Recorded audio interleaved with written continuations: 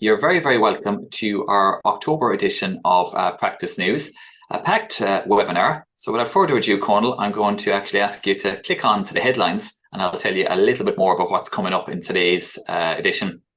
So as ever, I'm delighted to actually have Garrod joining us at about 10:20, and Garrod's going to talk us through the Irish tax stories and key updates. Now, we normally have Leontia with us as well to do a recording on the UK tax updates. Leontia won't be with us today. She's going to be back for a packed edition in the 1st of December, and that'll be just after the autumn statement for the UK. I do have a few things as well, though, to share with you on UK tax, so there will be a slide or two, so keep an eye out for that.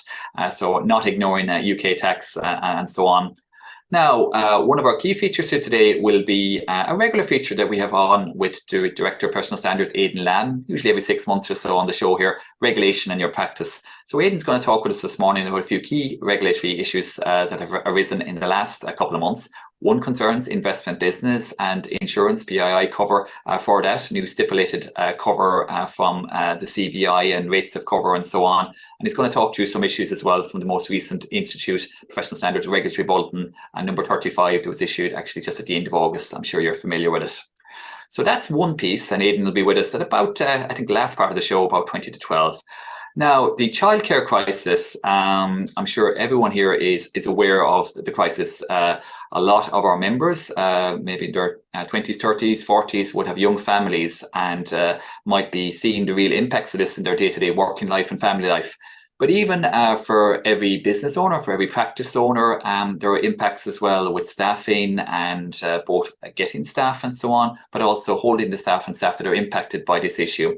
So the Institute and my colleague Cona Clohessy and her advocacy and voice team have been doing research in this area.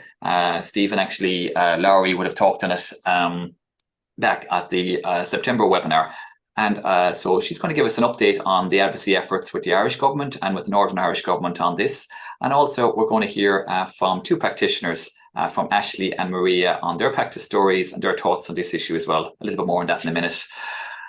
Delighted as well to have Damian Cooper from Acuvest joining us. And Damian and Cornel are going to talk through an update just on the economy, but also the current investment market. So some great insights and tips there at about 20 to 11. And that'll be just before our childcare piece at 11 o'clock. Also then, we're going to have our compliance and technical news just in a moment. Conal's going to tell you some updates on the periodic review of UK and Irish GAAP, some key changes there in the last while, in the last week. So Conal will tell you about that. Delighted as well to have Martin Adams from Oricus joining us. And Martin's going to comment on those PI changes with investment business in the Republic of Ireland that Aidan Lamb is talking about at about 20 to 12. Just a quick oversight into the market as well for PI cover for accountants.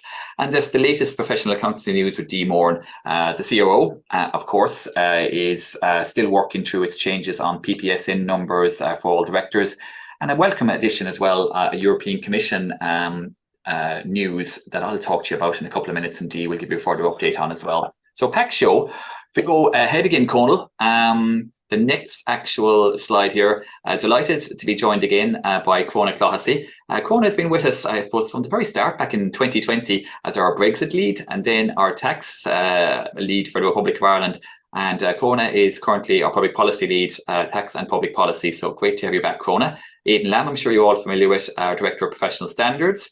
Garrod O'Sullivan, our tax manager, and joining us from Cork this morning, giving us our tax update. Of course, I'm sure you mostly know, all know myself and Conal from Practice Consulting, and Dee Moran, our professional accountancy lead, who I'm sure you're familiar with as well if you've been along at recent webinars, just giving us those updates I mentioned a minute ago. Conal, if you can click ahead again. We're delighted to have two guest practitioners join us this morning. I'm going to start with Ashley. And Ashley Ritchie founded Campbell Ritchie Chartered Accountants in Coleraine in Derry, Londonderry, back about 2015. And Ashley is very experienced across industry and practice. And I'm going to move to Maria. And Maria McHugh joined and founded McHugh Accountancy and Consultancy a little bit more recently, back in 2021. And she's based in Dungarvan in West Waterford. So we're definitely getting coverage across the island here today. And Ashley and Maria would have very similar stories with relation to setting up their practice and how, I suppose, they would have gone into practice with the idea of working as practitioners, but making that fit around their family lives as well. So very pertinent with the childcare initiative we're going to talk about. So it'd be great to get their insights, and they'll share a little bit about their stories, and we'll have that at about 11:15. Conal, if you can click ahead again. As I mentioned, delighted to have Martin Adams. I'm sure many of you are familiar with Martin from going into practice days. He's been on Practice News in the past as well, about 2 years ago. And Martin would be a director in Audit, one of the largest insurance brokers in Ireland. 30 years experience across the UK and Ireland, and particularly with relation to professional indemnity insurance cover. And he's just, as I mentioned earlier, going to talk about his insights into what's new in that market. Conal, if you can click ahead again. The next thing here is with relation to, and delighted finally to highlight Damian Cooper. I'm sure most of you are familiar with Damian. He's a fellow chartered accountant, and he's been with us, and delighted to have Acuvest sponsorship of our webinar series as well for the last couple of years. And Damian and Conal will talk about the current investment market very soon. Conal, if you can click ahead again. Our attendees this morning, I won't dwell on this too much.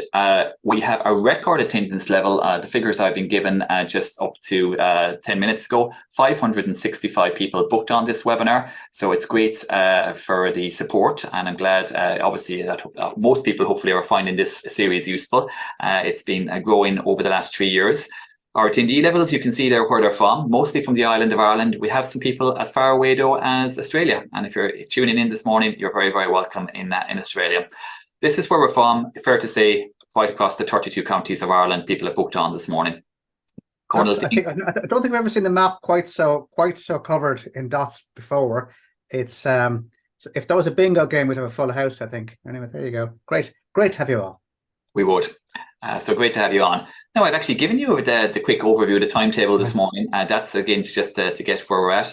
Myself and Conal will kick off with Practice News very soon, and that's the rough timeline. As I say to you, if you're looking for Republic of Ireland tax 2020, investments with Damian 10:40, advocacy and childcare 11 to 11:30, and then D will be at 11:30 with our accountancy updates, and 11:40 regulatory updates with Aidan. Aim to finish at about 12 o'clock or so. If we're a few minutes over, forgive us, and as I say, all will be recorded as well, so that's great. Conal, if you can click ahead again. Our disclaimer, listen, important this morning, I suppose. I'll leave you read it yourself. There's always links to different materials and different issues. This morning, we talk about certain issues in a discussion format. We don't get into detail. It's not a technical webinar, so be aware of that. So that's what this actual disclaimer here is for. Conal, if you can click ahead again. My final thing is to introduce you on this part to our Practice Matters edition, which was issued for October 23, issued by Michael and Maria and Conal just on Tuesday. A packed edition again, and if you it was sent by email to all people who've signed up for Practice Consulting emails. So if you're not getting your emails, go into the My Account section of our Institute website and adjust your communications to get Practice Consulting Matters. Again, if you want to download it, you can click that link there. You'll get the most recent edition and the past editions as well. Now, Conal, I'm going to shut up, and I think you're going to tell us about that FRS 102 news story. Absolutely. We've got Fred 82 now. It's been out for consultation. Fred 82, of course, is the periodic review of FRS 102 and 105 primarily. It introduces two key changes to FRS 102. And that is that leases, first of all, almost all leases, including leases on property, will be put on the balance sheet. And it also changes the way in which we deal with revenue recognition, makes it much more consistent. The devil is in the detail with that one. Now, that is what it is proposing, and you can see our Maria Maloney's article in Practice Matters, which I would recommend anyone to read there. Jeremy just gave you a link to it. But the big news about this, of course, is that the implementation date has been put back by a year. So the implementation date is now for periods commencing 1 Jan 2026 at the earliest. So I think we have a bit more time. It is something, especially the leases, is going to be something that is going to take time and effort. And it's something where it will take a degree of preparation on behalf of clients. But the good news is that we've got a bit more time. Now, in addition to that, FRC have said they're considering. They got, oh God, was in the, I just throw it out, I think they got about 50-something responses. I think it was in that ballpark, yeah. Yeah, thereabouts. And they're considering those. Generally speaking, what people were asking for was more time, more space, more derogations from it. They're not really minded to give derogations, but they are, the time and space are something that they can give. So so someone says, can anyone suggest final audit exempt FRS 102 and FRS 105 accounts packages for practice? Just surf accounts production seem to have monopoly and are priced high. Okay, well, if anyone would like to throw on into the Q&A a package that they are happy with, we'll be certainly happy to read that out. Loads of people on today. No point in us giving our view. We don't actually use them day to day. Let somebody who's happy day to day to put up a one that they're happy with, and we're certainly happy to share.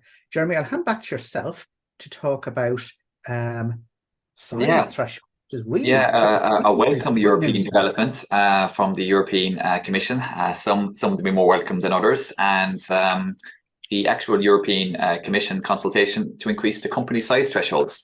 Now, as I'm sure you're all aware, the company size thresholds that govern the actual type of financial statements a company must prepare, whether or not a company must be actually audited or not, or prepare consolidated accounts, and whether it fits to be micro, small, medium, or large, is actually driven and determined by limits set out in EU accounting directives. I think this goes back many years, as far back as potentially, I think, the 1970s. But the most recent directive in this area and the most recent limits were set actually back in 2013. Which I won't get into the details of them all. I'm sure you're well familiar with them for micro, small, and medium and large. And Ireland, within that directive, there's size limits, and Ireland took actually, there's bands, and Ireland took the maximum allowed under that directive. Now, of course, we have been through a period, particularly in the last couple of years, of very high inflation. That has been eroding away with relation to the size thresholds for companies. And you have some companies then, even though they're still not very large and so on, but with inflation are sneaking over into the next size thresholds. So the European Commission has released a draft act back last month, and consultation in this area to increase the current size limits by 25% to take account of the impact of inflation. They picked a figure of 25%. They've analysed what inflation has been across the euro area since 2013, since the last standard, so very exact. This is something they look at quite regularly. I think they looked at it back in 2021 and decided it wasn't necessary, and there hadn't been much inflation in those 8 years, but the last couple of years, of course, there would be. So you're going to ask me, what are the next steps here, and when will this come into play here in the Republic of Ireland? So if you click again, Conal, to the next slide. Yes, indeed. The process here now is that, of course, the European Union will actually have to, the European Commission, formally adopt these actual sizes and so on. I think Dee is going to cover this in a little bit more detail now at about 11:30 in her presentation, but that will probably be accepted quite quickly. But then the detail is to translate that into Irish law. It's a directive that's going to come from Europe, so it will have to be put into Irish, get government approval and get through legislation. So that could slow it down here for the Republic of Ireland. Not sure how long. Dee might have thoughts on that when we have our chat at 11:30 on that one, but hopefully it'll be as soon as possible. And I'm sure very welcome for companies, particularly for companies that are a certain threshold now, small into medium, and that might be forced into audit actual now, that won't have to be audited when these new thresholds come in. So very welcome.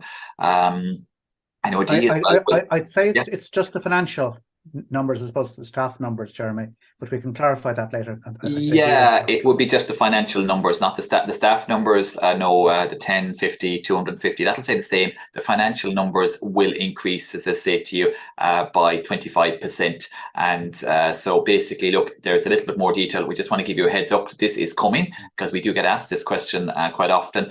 And I understand that I'm sure there will be moves and equivalent moves for Northern Ireland. Obviously, the UK now is outside the European Union for the last couple of years, but that will be equivalent measures I would expect from the British government as well.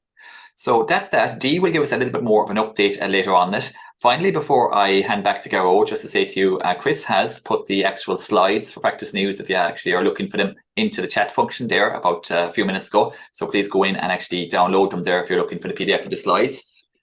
Now, Gerard, actually bang on 10:20. I'm delighted to be joined by you, and hopefully all is good in Cork this morning.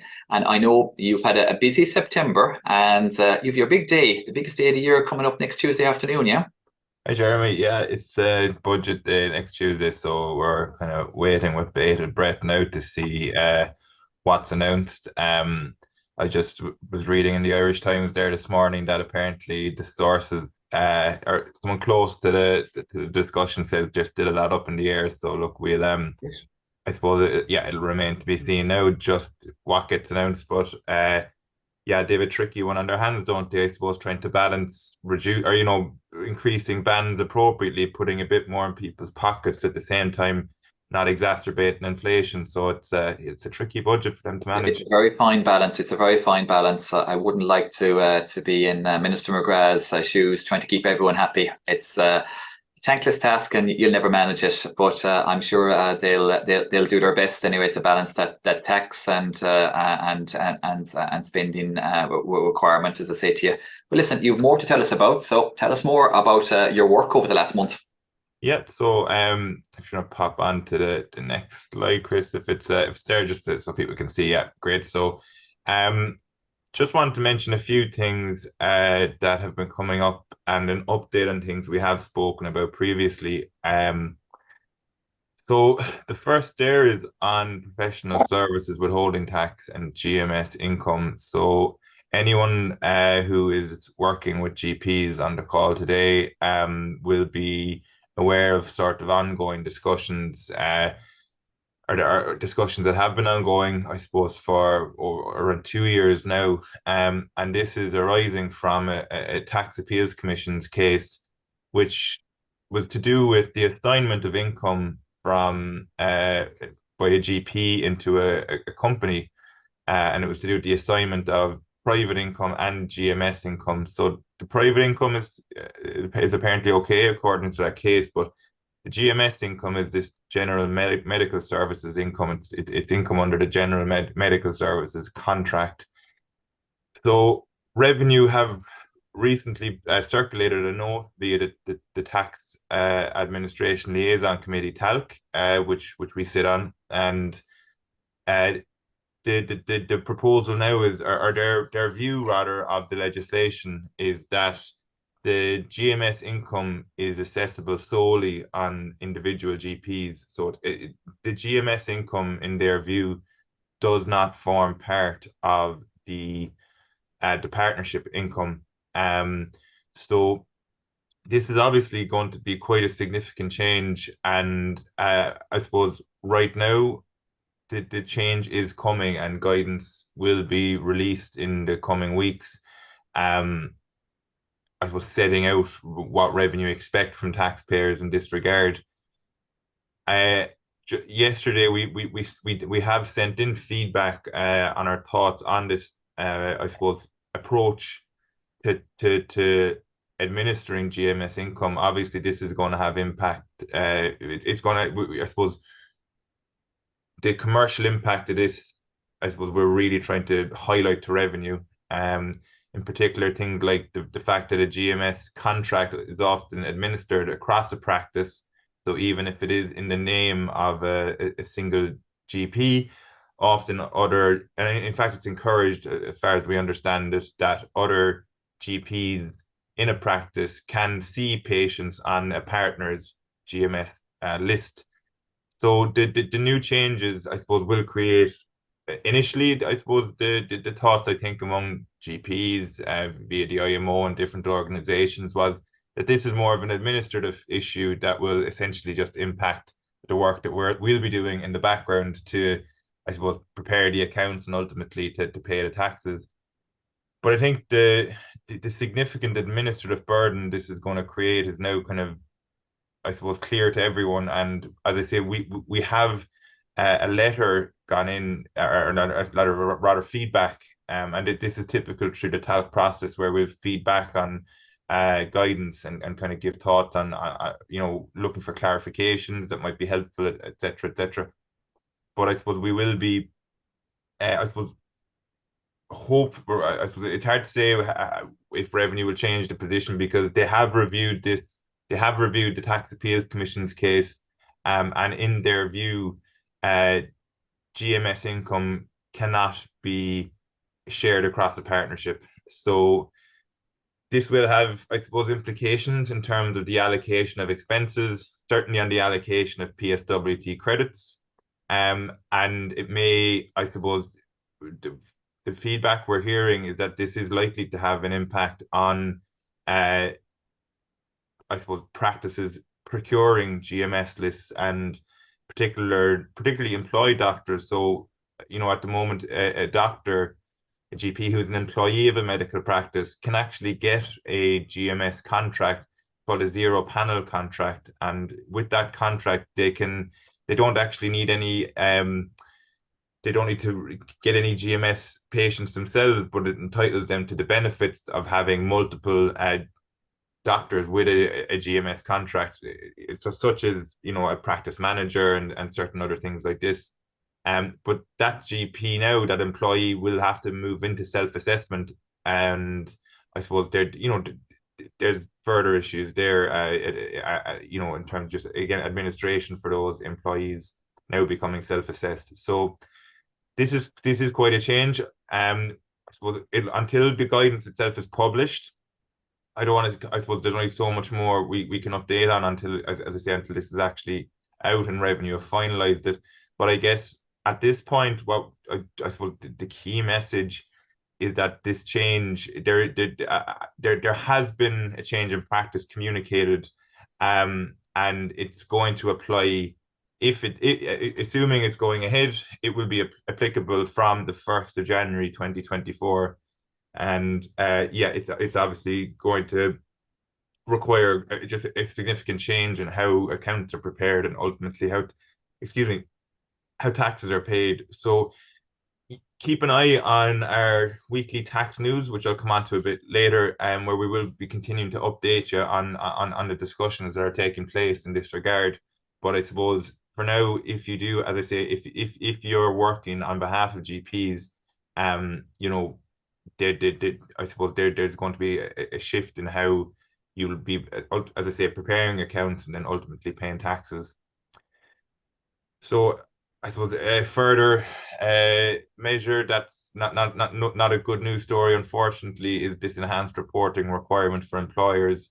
I know at the last meeting I would have mentioned that we were writing to the minister, and kind of setting out some proposals or some concerns we have with the way the legislation is currently being implemented.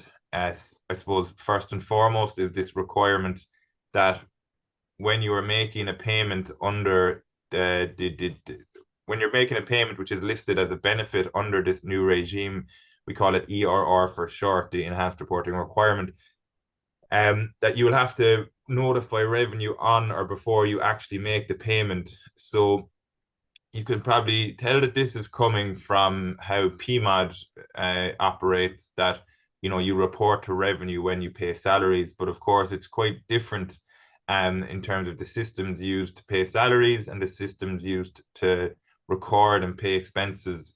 They've never had to talk to each other up to this point.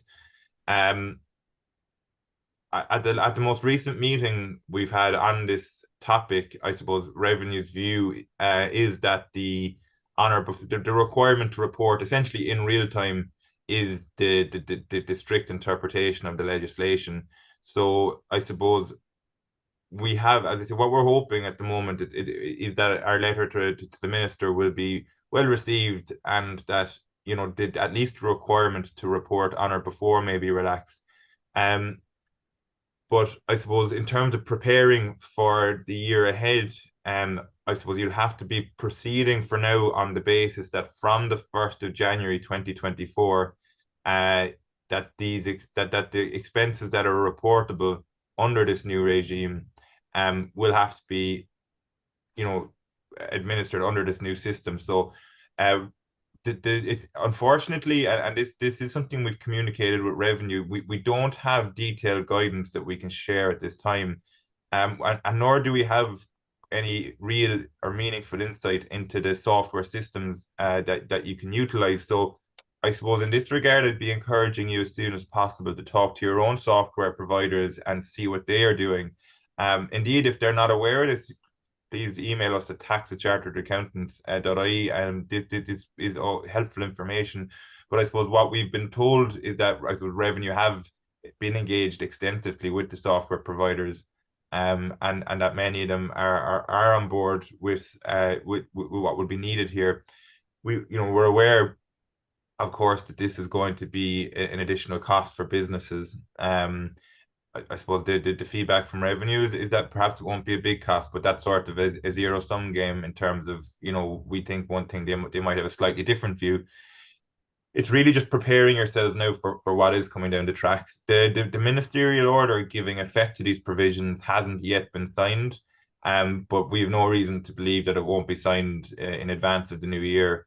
So from, as I say, the 1st of January, the benefits covered are the small gift exemption. So this is typically what would be covered under the vouchers. So you can pay 2 vouchers in the year, up to €1,000 in total, but there's sort of some tricks in there, in that, or complications rather than tricks, because they're not good things. Say if I give a €200 voucher and a €300 voucher, but that's 2 vouchers, and now I can't pay a third voucher basically under the requirements. So this is also something to keep in mind. For example, the one example that has come up is the provision of Easter eggs at Easter, which might sound a bit mad to mention in the context of something so serious, but these small benefits are covered, and providing some of these benefits to employees, strictly speaking, now under the legislation, would mean that you might lose the opportunity to provide a tax-free voucher down the line. What's also covered here is the remote working daily allowance. Now, I'm not sure how widely this is claimed at the moment, but again, if you are making payments under those provisions, it's the €3.20 a day remote working daily allowance. That's reportable also. But significantly, I suppose, is travel and subsistence is now caught under this new regime, and I suppose that's really the real, I suppose pressure point here that businesses will feel. Obviously, it's going to be tricky to be reporting on or before you make these payments. In many businesses, when I suppose expense cycles might be going slightly differently. You might make the payment to the employee, and maybe the time you actually get into reporting it, there might be a bit of a lag. But I suppose this is where you're going to have to really look at your processes, and it's particularly once the guidance is released and we've just that better sense of how this will look, in particular the software systems, how they'll operate, and also how this will be, I suppose, the ease at which all these things can be uploaded to ROS. I suppose that's going to drive how, I suppose, user friendly this is ultimately. But I guess, like anything at the time of implementation in year one, this is going to be I suppose, a headache, and I don't think there's any other way to describe it. So I suppose keep following our tax news again, where we will be updating you as soon as guidance is released. For now, I suppose that's I suppose the latest update on it, and I'm sure I'll be speaking about this again in December at our next edition of Practice News. So just want to mention another 2 things here on the ROS support for the 2023 pay and file period, the extending opening hours and updating your bank details. So we're coming really into the business end of the year for income tax, as I'm sure anyone who is now preparing income tax returns for their clients are well aware. There are some very helpful supports there. The ROS Technical Help Desk, and you'll find if you follow the link on the slides, it'll take you straight to the page here where you'll be able to access the various numbers and the various supports. There is the ROS Payment Support Unit, so that's one which would be potentially could be very helpful if you're in a jam, and if for whatever reason a payment isn't being processed. Obviously, it's absolutely vital that payments are made on or before, ideally, the deadline, because obviously you're running into interest and penalties and different things there. So the ROS Payment Support Unit, the number will be there on the link, and that's going to be a good one just to have in mind if and when. Hopefully it's just an if, not when you need it, but it is there.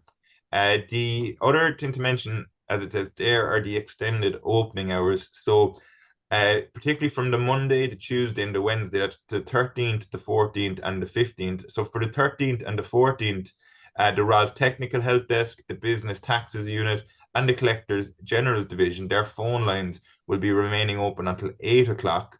And then on Wednesday, the 15th of November, the Technical Help Desk and the Business Taxes Unit will be open until midnight. So the phone lines will be serviced right up to midnight on those nights.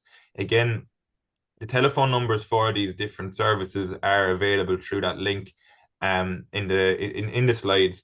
But again, I suppose just to know that those services are available, obviously it can be potentially when things start going wrong at this time, at that, the closer and closer to deadline you get, it's going to, obviously cause a bit of panic. But particularly there, when you're on those crunch days, the 13th, the 14th, and the 15th of November, you need things to get sorted ASAP. So again, just so you know that those the opening hours are extended.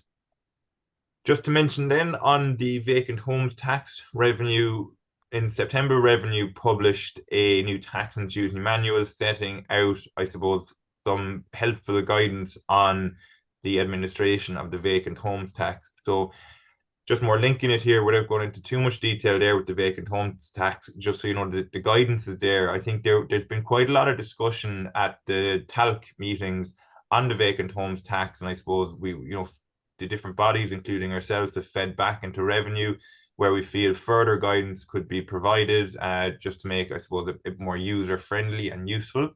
So I encourage you to I suppose, if you have clients, or even if you yourself have a second home, I encourage you to kind of get familiar with the guidance and certainly get familiar with vacant homes tax. And so the guidance is very useful there. So there's quite a lot of information in it.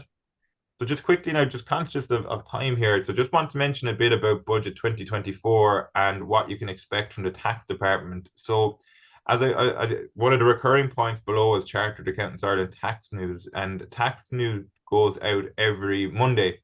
And we typically have updates from the Irish side of the house, from the UK side of the tax house, and also a few stories on the international side, as well as just an update on any media representations we've been making. And Corona, who'll be speaking in a minute, it's typically featured in the Irish Independent, and this next week Brian Keegan, our director of advocacy and voice, will also be speaking on the radio. So tax news will contain the links to all those various media highlights. But for Budget 2024, we'll have a special newsletter next Tuesday. So if you're not already signed up to tax news, if you sign up, you can sign up through your profile on the Institute website, and you'll get a full newsletter setting out, I suppose, the highlights from the budget. This year as well, we're also planning on including just something around the public expenditures. Typically, we haven't included information on public expenditures, but I think this year it's certainly going to be, we're expecting expenditures to feature quite more this year. So we will have some update on that also. Predominantly taxation based. So again, that's, I suppose, what will be coming for Budget 2024 from the tax department. That's going to be our key output for you, for our members. And I suppose in the weeks ahead then, once Finance Bill is released, we'll also have a further update where we'll set out a more detailed newsletter on, I suppose, what is actually published in Finance Bill. So obviously the budget will just contain the overall roadmap, shall we say, for Finance Bill, but the devil is always in the detail with tax. So once Finance Bill is announced, then we really have the meat that we can share with you then. So just the last few things there that I haven't mentioned in the recurring themes, always just to mention the exceptional contacts facility for practitioners.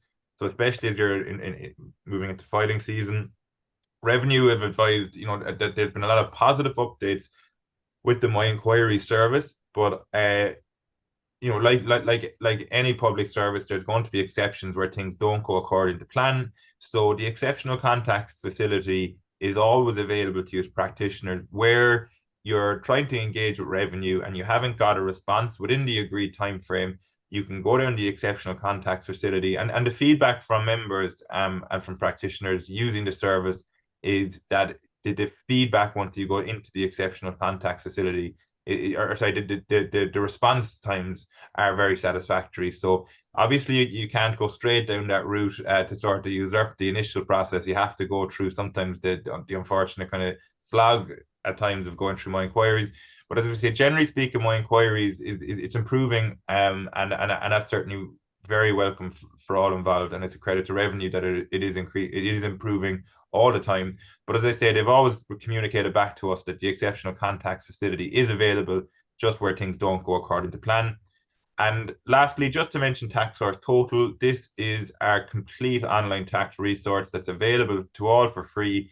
It's updated for Finance Act 22, and certainly for, I suppose, if you're trying to drill into legislation, what I find really helpful about the resource is that the different sections are hyperlinked very easily. So if you're referring from one section to another, it's very, very seamless to move through the legislation. So I think it's a very, very useful resource, and it's one I've used myself over the years in practice. And I find also if you need to print off legislation, I think it actually prints off very cleanly from TaxSource as well. So it's kind of another benefit, as well as having all the TDM, the tax and duty manuals and revenue guidance all at hand. So that's my 20 minutes. I think I'm just there, and I can see Jeremy smiling as well. So I think I'll wrap it up there for today. And I hope some of that's useful to get for the next few weeks.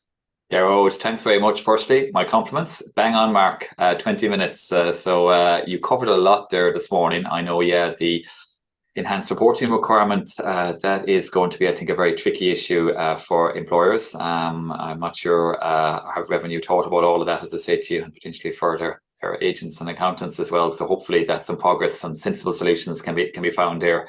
And of course as well, yeah, looking ahead to the budget on Tuesday as well. As ever, Gerard, I know there's a few questions there after coming in already, and I know hopefully you'll be able to stay with us for the next hour or so, and we might have you back on again before 12 o'clock if there was any general themes or anything coming from it that you wanted to highlight there. There's always, as I say to you now, I know this time of year, vacant homes taxes, some queries, the tax-free vouchers and so on, and yeah, TaxSource related queries. So I'll leave you read through those, and hopefully you'll be able to answer. And listen, thanks again for that very comprehensive overview. Thanks, Jeremy. All the best. Brilliant.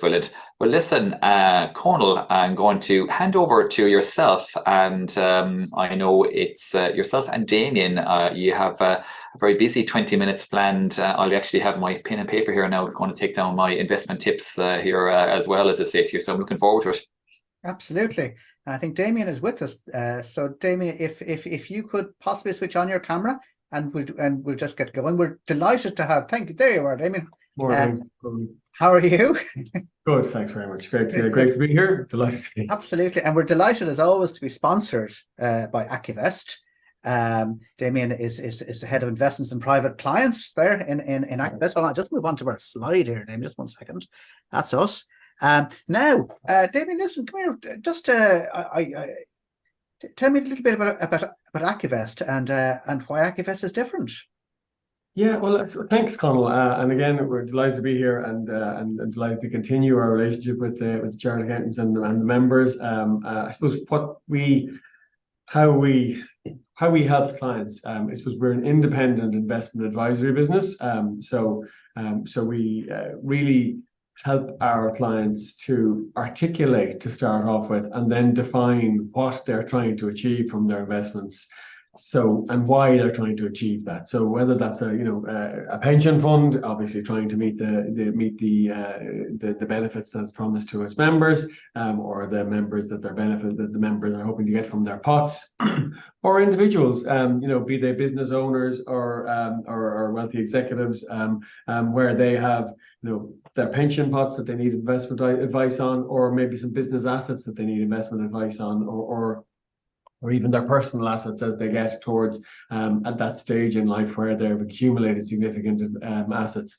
And really how we start the process with people really is to help them look at their personal circumstances and sort of where they are on their life's journey. Like, it's not about the money really for most of our clients. It's really about what the money enables. And so it's about us trying to get an understanding of what they're hoping the money will enable, and then that allows us then to get a sense of what amount of money they need, if they've already got enough for that, if they need to continue contributing, or what they need to do.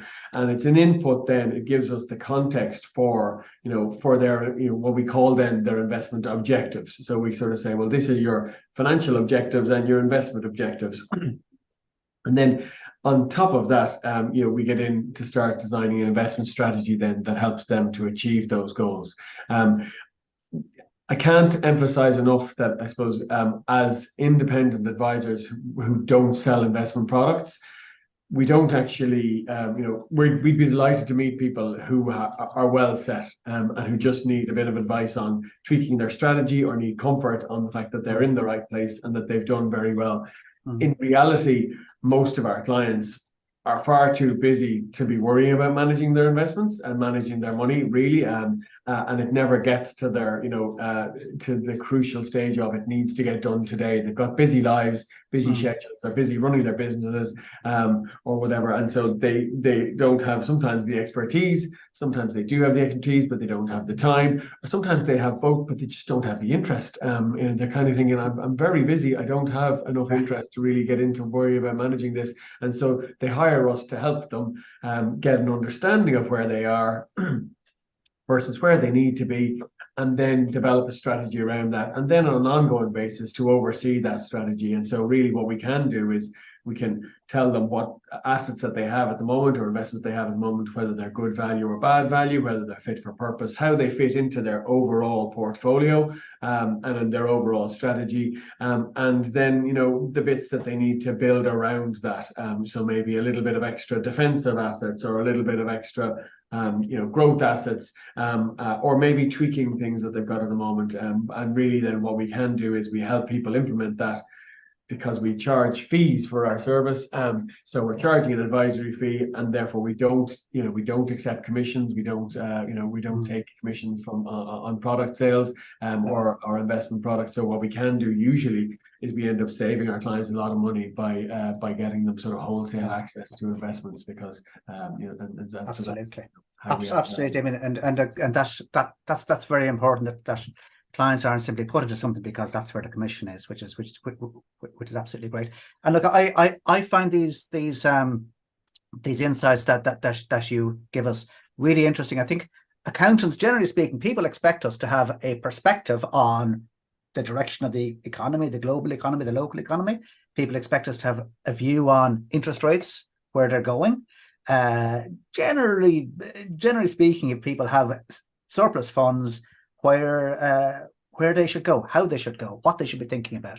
So these are matters where people mightn't necessarily expect accountants to have a definitive line, but to have a view on these things. So I think that's really, really very valuable for people to hear and to understand that. I think that's what people take from this.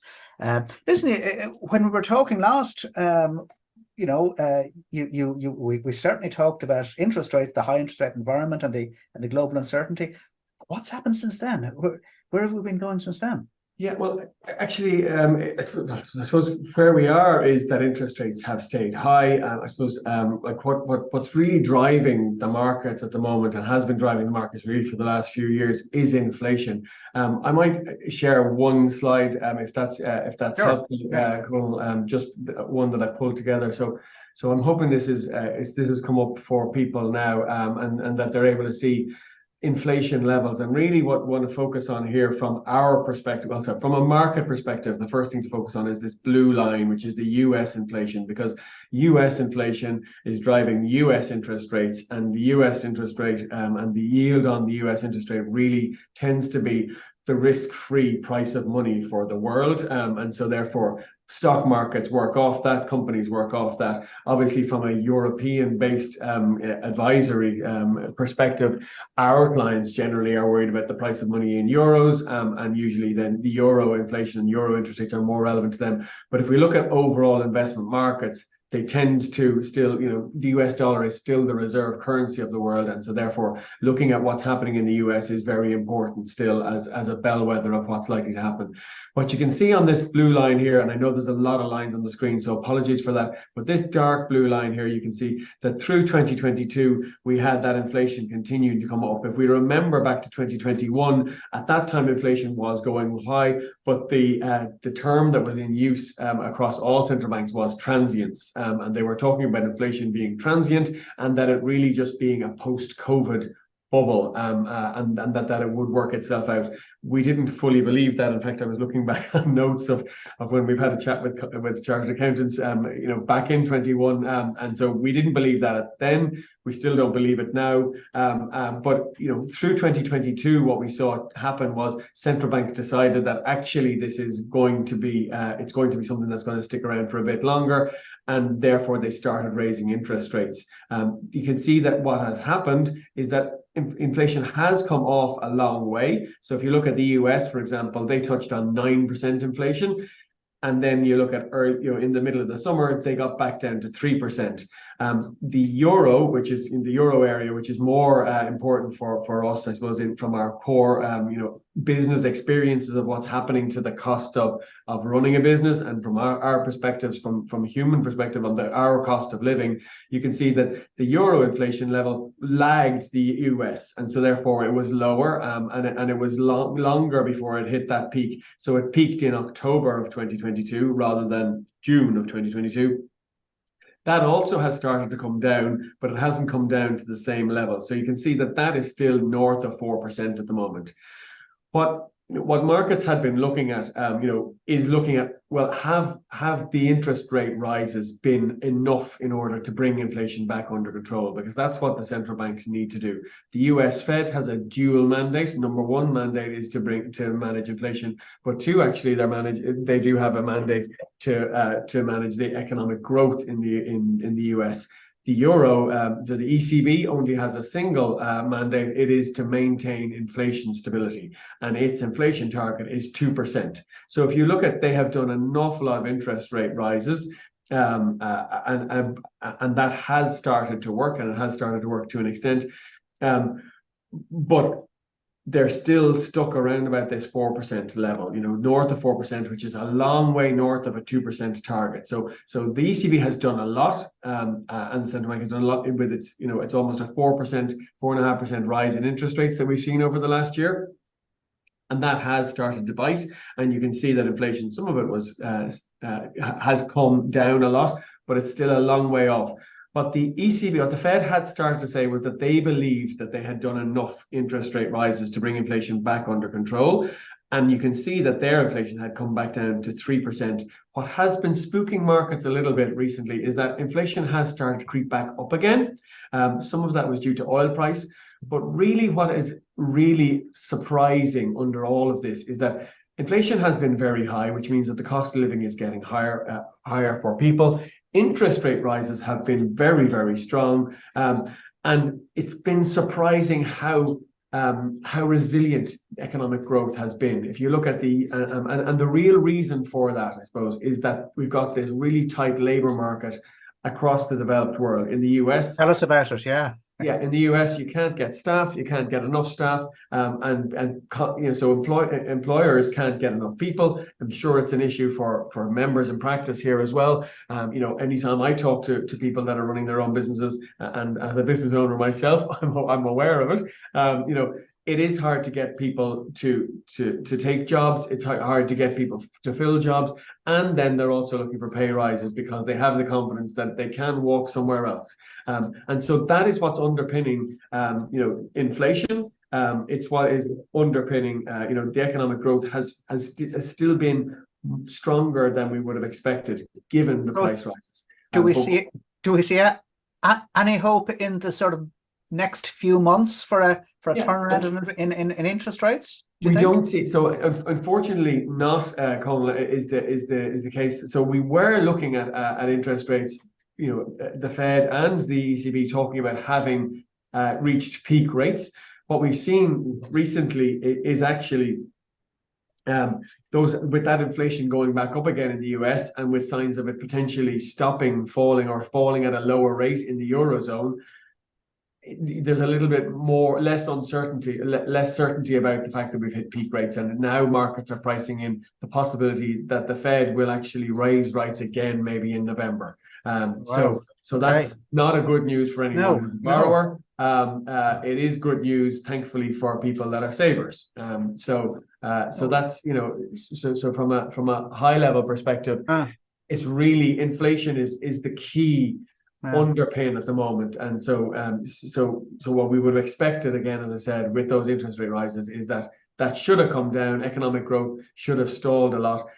You know, like it has stalled to a large extent in large parts of Europe. You know, you've got Germany at the moment. The German economy is in recession. Ireland, thankfully, is still growing, and we're still doing well. Obviously, Irish economic figures are quite, I suppose, quite dependent on the performance of our multinational, you know, our large multinational corporate sector, which doesn't necessarily always report results that are commensurate with the economic fundamentals that are underpinning that, because there are a lot of other transfer pricing and factors at play. But it certainly, from our perspective, we're looking at markets as there's a high degree of uncertainty there. Maybe we'll get to markets at the moment, but from an interest rate perspective, we were looking at with a fair degree of confidence that rate rises were done. Now the ECB had come out actually in its most recent, in its most recent meeting, and said, okay, they did put through a 0.25% rise, but they did say that they expected to be pausing for now, and so that we were closer at peak rates. And so our concern is that there might be more rises coming through, and that actually that might be too much, and you might end up seeing a crash in the economy. Oh dear. So okay, now okay, so time is against us. Okay. So just in terms of sort of decisions that investors are making, where's money going, generally speaking, or the broad categories where that are now attracting investment funds? So I suppose from our perspective, from a planning and a strategy perspective, what we're saying is that there's a good time now. There's uncertainty out there, but we haven't hit the rocks. So we might do fine. We might manage to avoid the rocks. That's kind of this magical soft landing that central banks are trying to achieve from economies, and that would be great if we can achieve that. There is the quite high possibility that we might get some bumps and bruises, even if we manage to avoid a crash onto the rocks, I suppose. This time, when we're still in that time, is a good time to think about developing a plan and having a strategy, because then you have a plan for, well, actually, I'm thinking if we do manage to avoid a recession, then I have a plan and a strategy. I know what I'm going to do. And that's what we all hope will happen.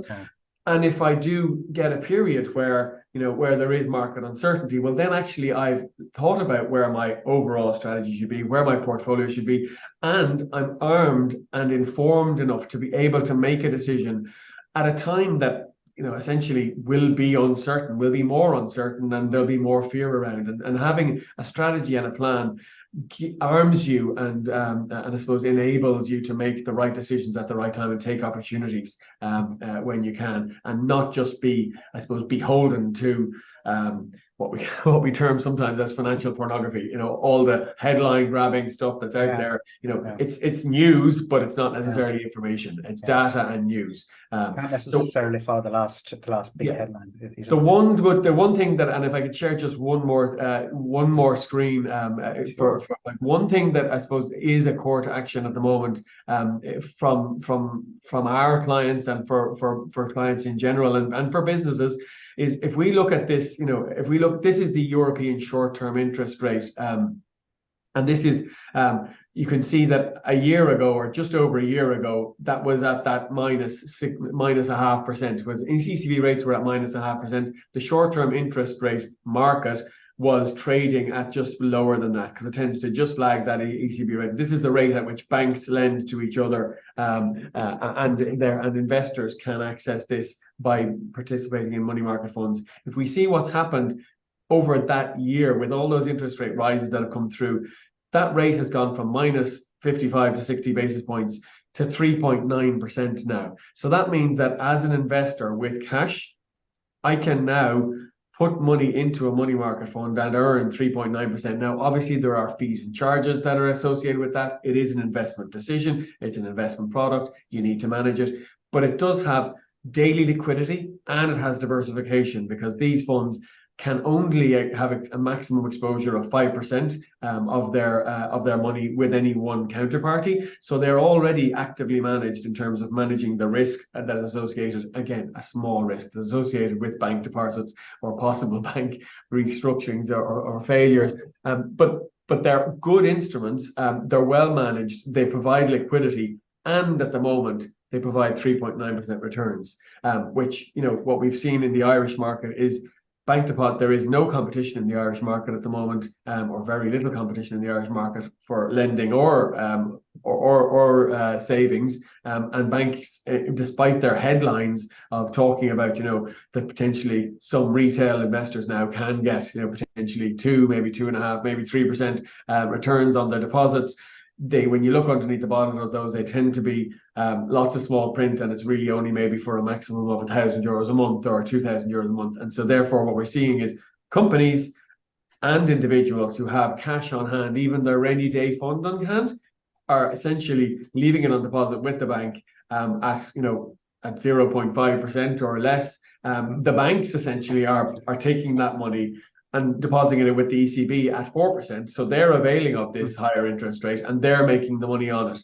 Now, obviously, their cost of running a bank, but what we're now seeing increasingly is that investors are looking to do that and to avail of that, and it is available as long as you engage the proper way. So clients, so I suppose businesses that have maybe working capital that's sitting there, or people that are looking maybe and have stuff that maybe is earmarked for investment further down the line. What we're seeing is increasingly they are starting to put it to work, because it's important to do that in an environment where we've got inflation running at 4.5%. You don't really want your money to be eroding its purchasing power.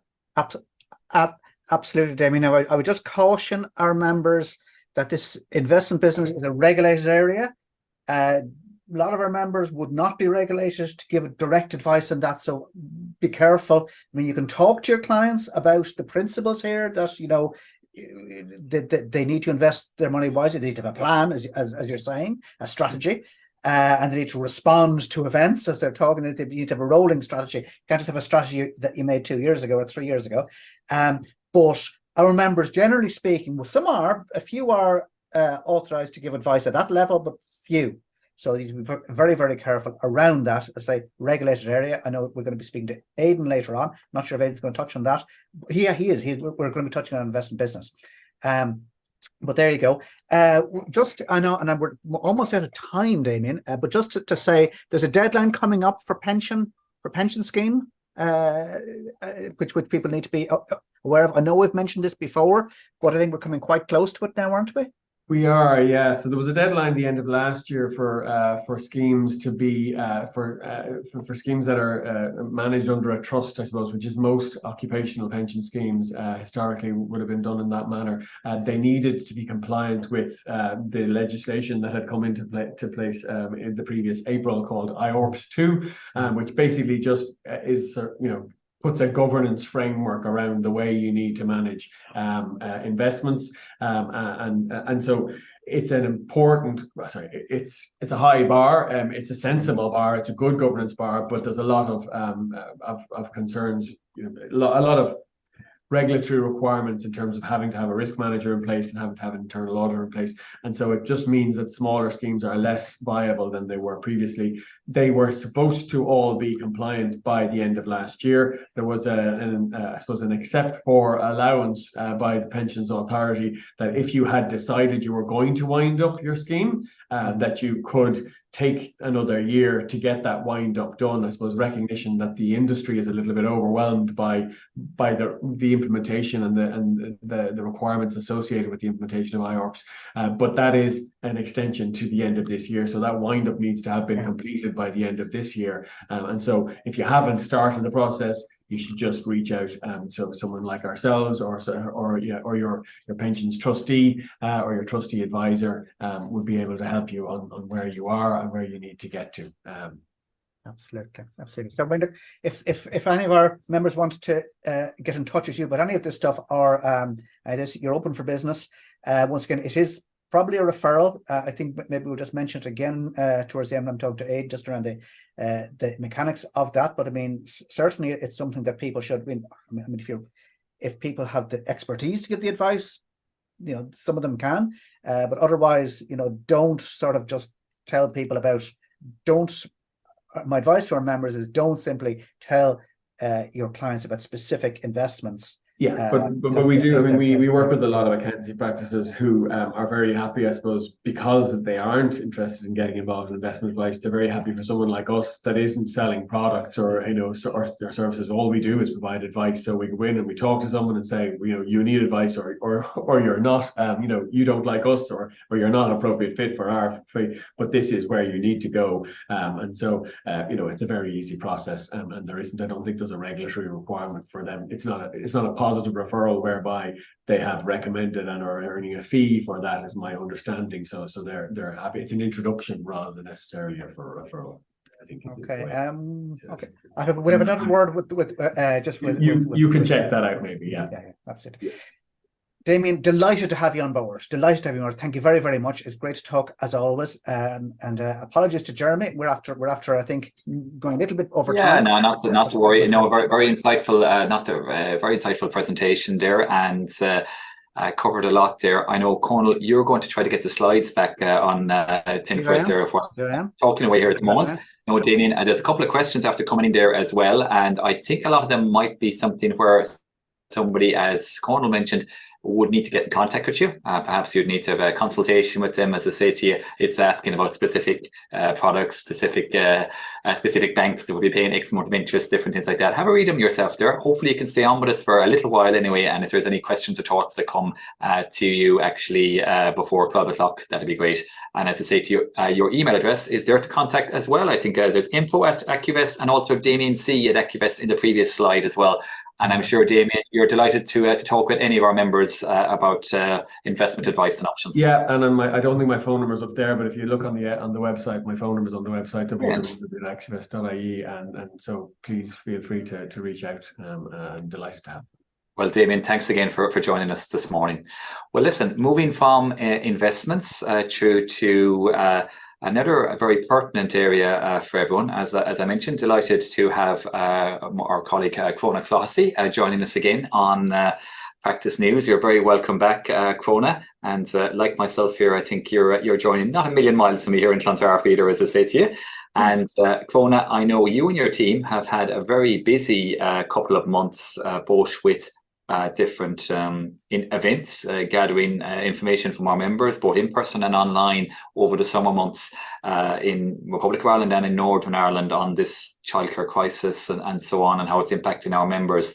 And also you have been beginning the process too of actually talking to both governments and both, I suppose, stakeholders in this area. And so listen, tell us a little bit more about your work. I know Stephen, your colleague, joined us very briefly in September, but you have, I suppose, a lot more progress made in recent weeks as well. Yeah, thanks, Jeremy, and good morning, everyone. Lovely to join you all. So look, I know Stephen outlined to attendees in the last session just the work we're doing in this particular area. So this, I suppose, is a presidential initiative. So Sinead Donovan is quite keen on the whole area of childcare and just exploring it a little bit further in terms of how we can, I suppose, help our members that are working parents, but not just our working parents, also our businesses, because, we all know, and it's been mentioned here already this morning, we're in a, critical skills crisis at the moment. We know most members are looking for staff and are finding it quite difficult to find staff. And we know that there are lots of women and men who are leaving the workforce to, I suppose, care for their families. And one reason given for that is the, I suppose, lack of appropriate infrastructure, both north and south of the border, for childcare provision. So we, over the last number of months, have met with members on this particular issue. We've had a number of forums forums all around the country, and hopefully there's some attendees on Practice News here today that have attended those forums, and we got really, really good feedback and really insightful information and quite emotional information, I suppose, from our members on this topic. So we followed up those forums with a survey which went out via different methods. We had a really, really good response rate to the survey, and we have had lots of information, really useful information, which, as Jeremy said, we will be able to use when we engage with government, and I'll talk a little bit about that at the end. But I suppose the purposes today really is to just briefly update you on the results of that survey. They're quite interesting, and I suppose they really just show the need, I suppose, for both governments to treat childcare provision as part of the national infrastructure.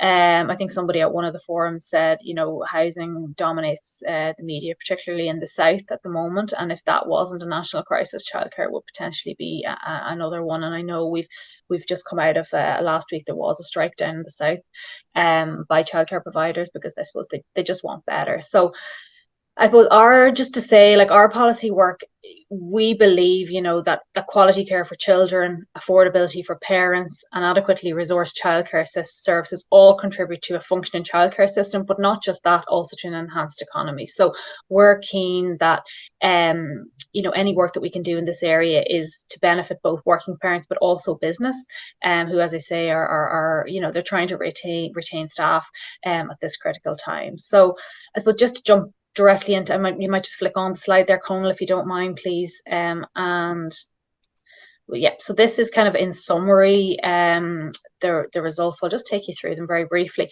And so the purpose of the survey was just to better understand members' experience of accessing childcare. So the questions were quite specific.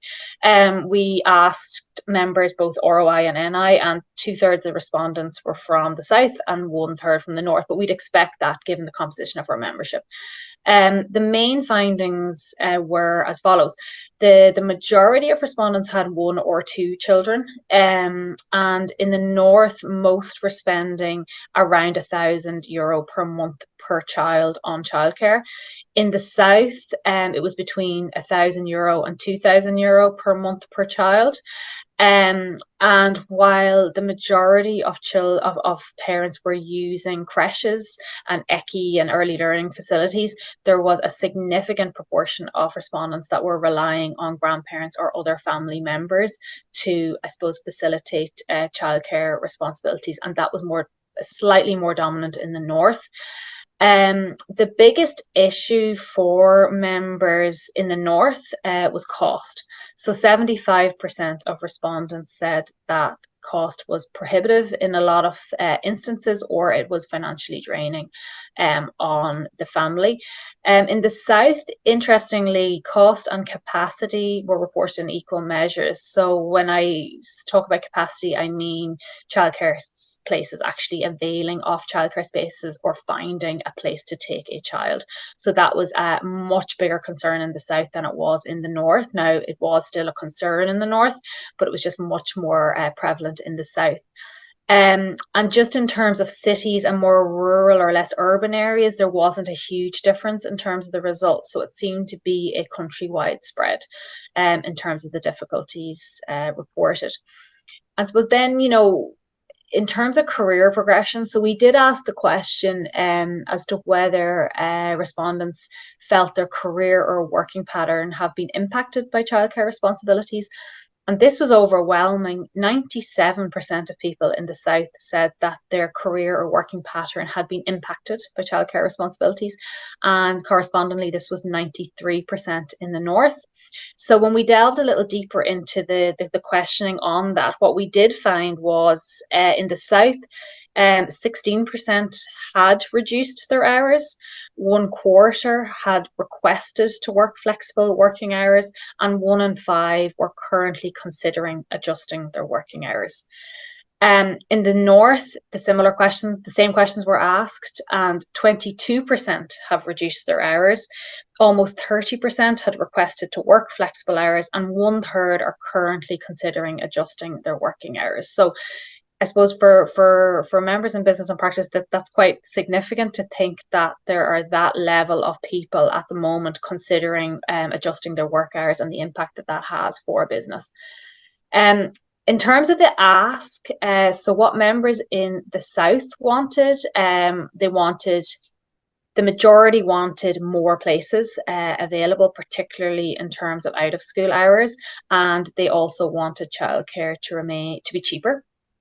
In the North, the overwhelming majority wanted cheaper childcare, and they wanted parity with their UK or their GB counterparts. So in the North, in mainland Great Britain, just for one example, parents get 30 free hours of early childhood learning care. So that would be your preschool hours. In the North, there's no similar option to avail of there. So there's a real feel that they're being left behind. Obviously, the fact that Stormont isn't sitting at the moment is a factor in that, but there was a real call for parity with the UK. The other and the very last angle, I suppose, I wanted to just touch on in terms of the survey, like looking at the answers, and stepping back and looking at the answers, it's very clear that while the respondents wanted government action on this issue in terms of cost and capacity, it also really emanated that there's a critical role for employers and workplace to play in supporting not just working parents, but co-workers and the impact that, someone leaving the workforce will have on workload, etc. So it was also really clear that workers were incredibly dedicated to their roles. They wanted to progress and they wanted to support other colleagues and their business. So, and I should have said probably at the outset, there were both male and female respondents to this. But I suppose what was very, in some of the comments that came back, and obviously everything is treated purely confidentially, there was a real feeling that businesses at the moment are really investing a huge amount of effort and money into creating diversity in terms of their leadership teams to encourage women's participation.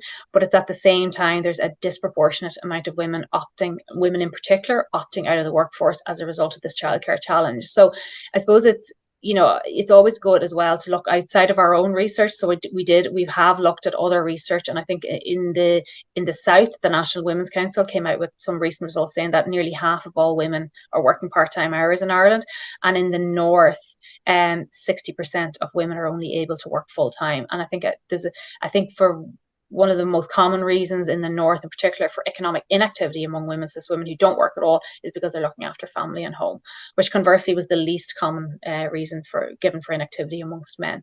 So just, I suppose, round up, and I know Ashley and Martina are going to continue on this conversation in terms of their own real life examples of this. I mean, I have two small children under 4 as well, so I do really appreciate the importance of talking about this issue, and that was really something that we really felt when we engaged with members, that they really felt it was an issue for them.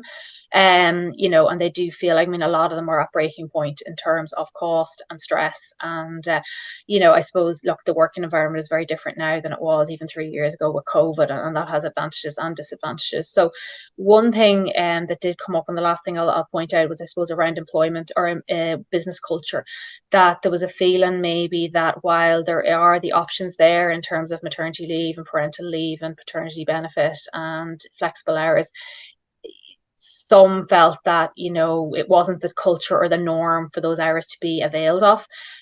So maybe there's a role here for business to maybe encourage the use of these type of leaves or encourage flexible working. So that was one thing that really came out in the survey. And I suppose, the point I made at the start was to look at children as an infrastructure that allows society to function, because they're the future.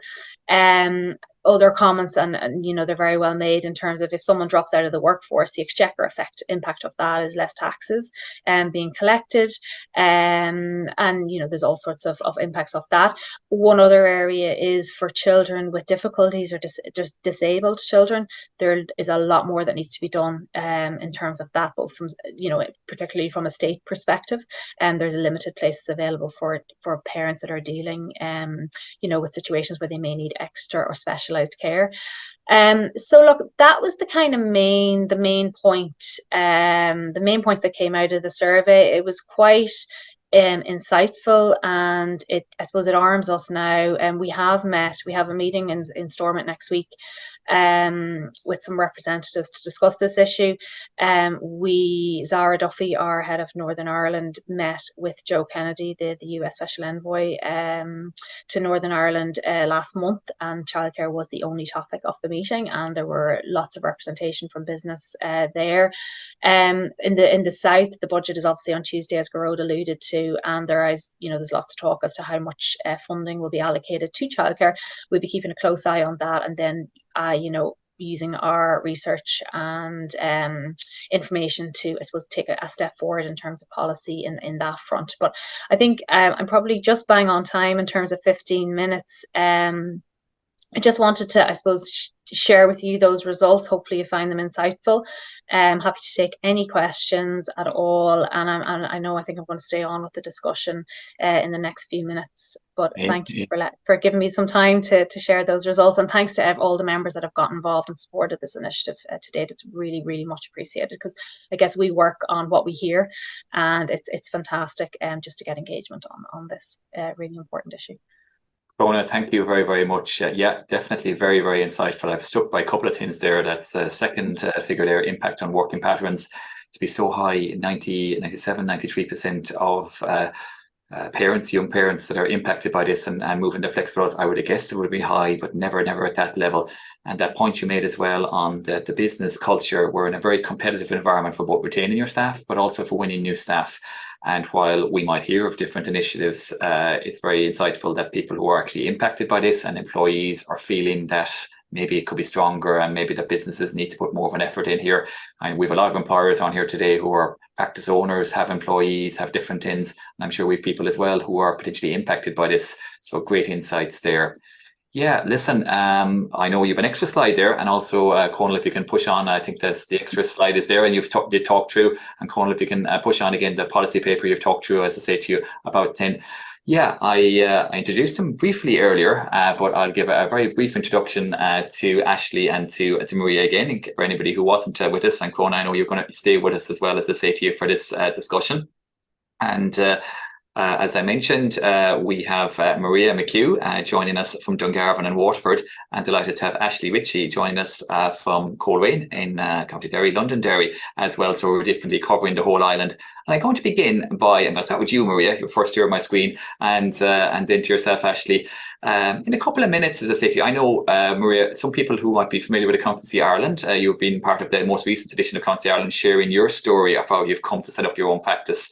But if you can share with us for a couple of minutes, and then I'll come to you, Ashley, with the same question as I say to you, of basically your story of being accountants and setting up your own practice. And then we'll talk about, I suppose, you're uniquely positioned to comment on just what we're seeing here, what Cona's talking about, childcare issues. So Maria, you first. Thanks a million, Jeremy, and hi to everyone. It's great to be here today, and it's great to even be chatting about these issues. I think it's so important.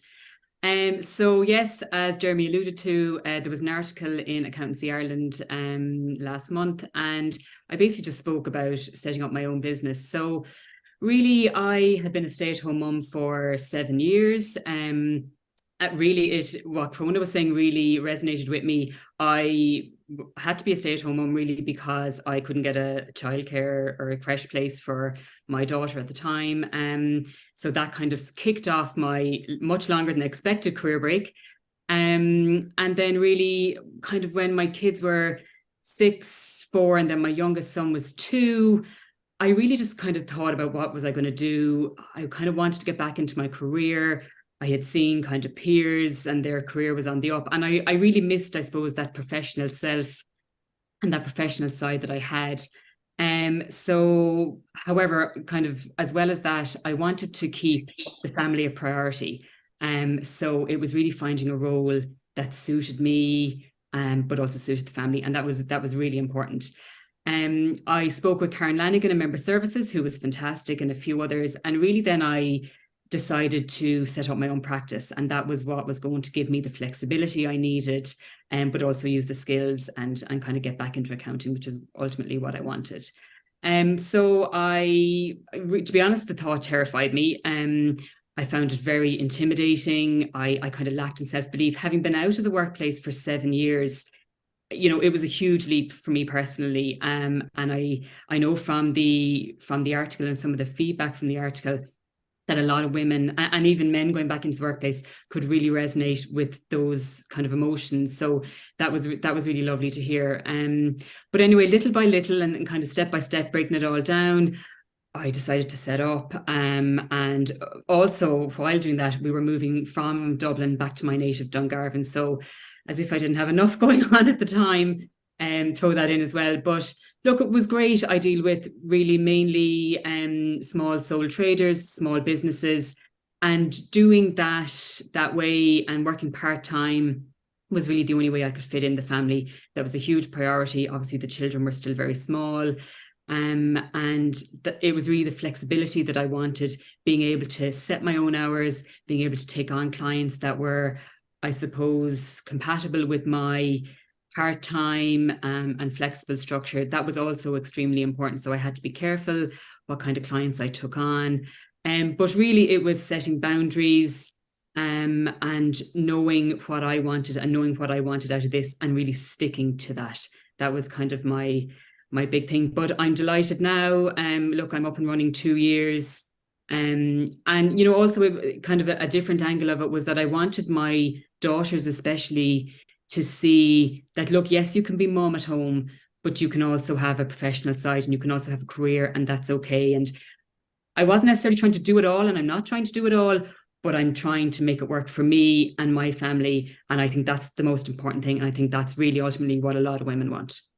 Yeah, I'm glad to hear it's going so well. As I say to you, you had your right coming back to Dungarvan, setting up, so and you'd have a busy couple of years there. I can see why you made that choice. Ashley, you may have been, I suppose, similar in some ways. I know that you were always in employment, as I say, out in industry and different things as well. When you made the move, it's a few years back now. Am I right in saying 2015, 2016? Yes, that's correct. Yeah.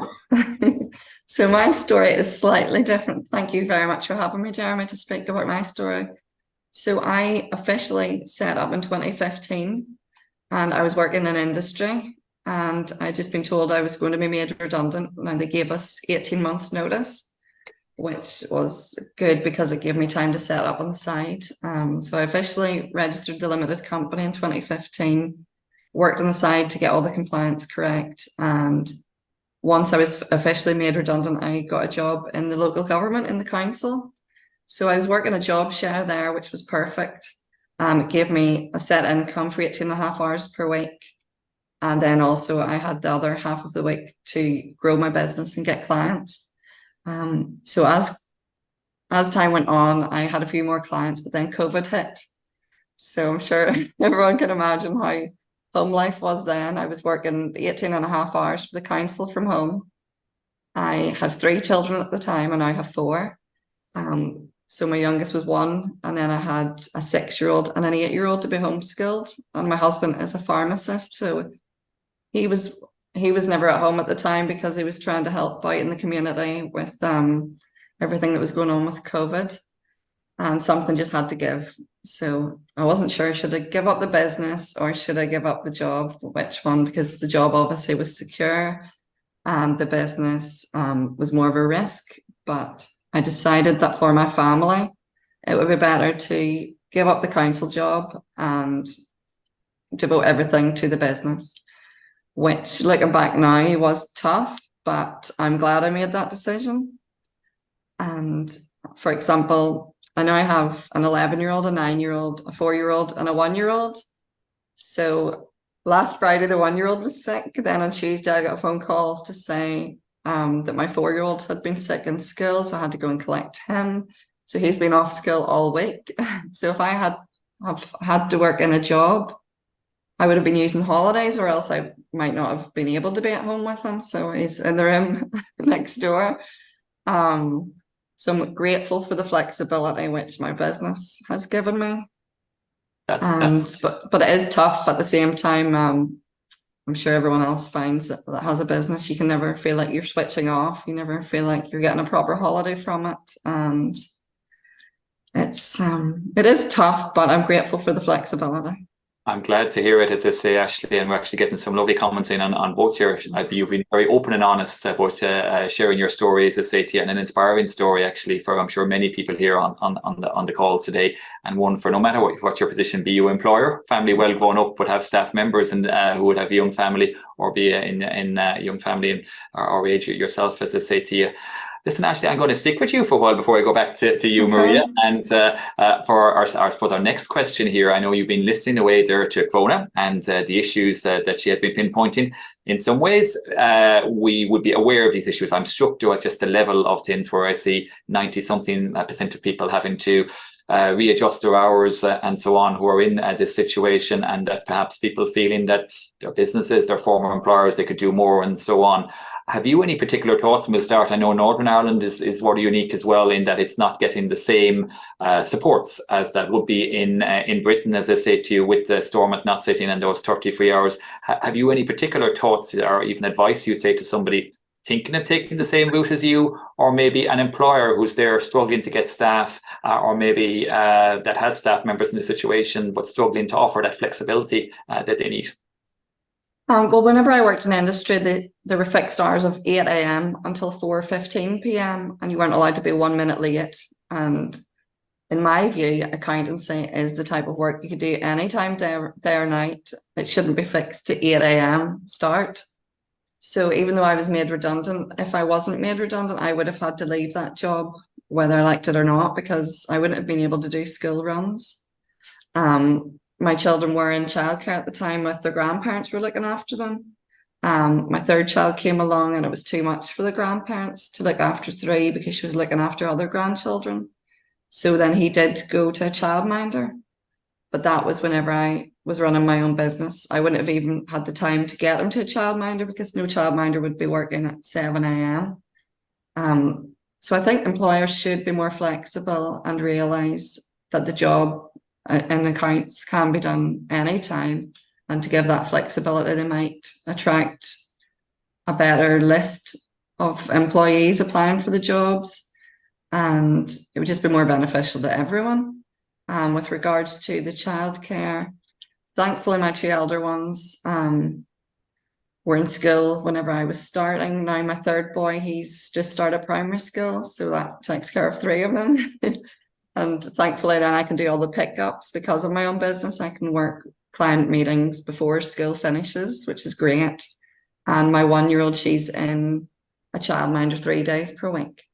So it works well for me. Now, as I said before, it is tiring at times trying to work around those times. But I just think there needs to be more support for parents, and especially in Northern Ireland at the minute, we don't have the same benefits as the rest of the UK, which is frustrating. And I noticed that in the UK, they've actually made an announcement where they're going to incentivize people to join childminding. So they would get a one-off payment of £600 if they join the industry. And then if they join within an agency, they would get £1,200 as an incentive.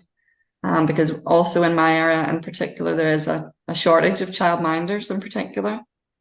I've noticed a lot of people asking if anyone knows a childminder, but they're restricted to 6 children per childminder in a session, so that limits the number of childminders. There are creches and everything too, but they are a lot more expensive than the childminder, which limits the number of people that could use those. So even more financial incentives would be good too.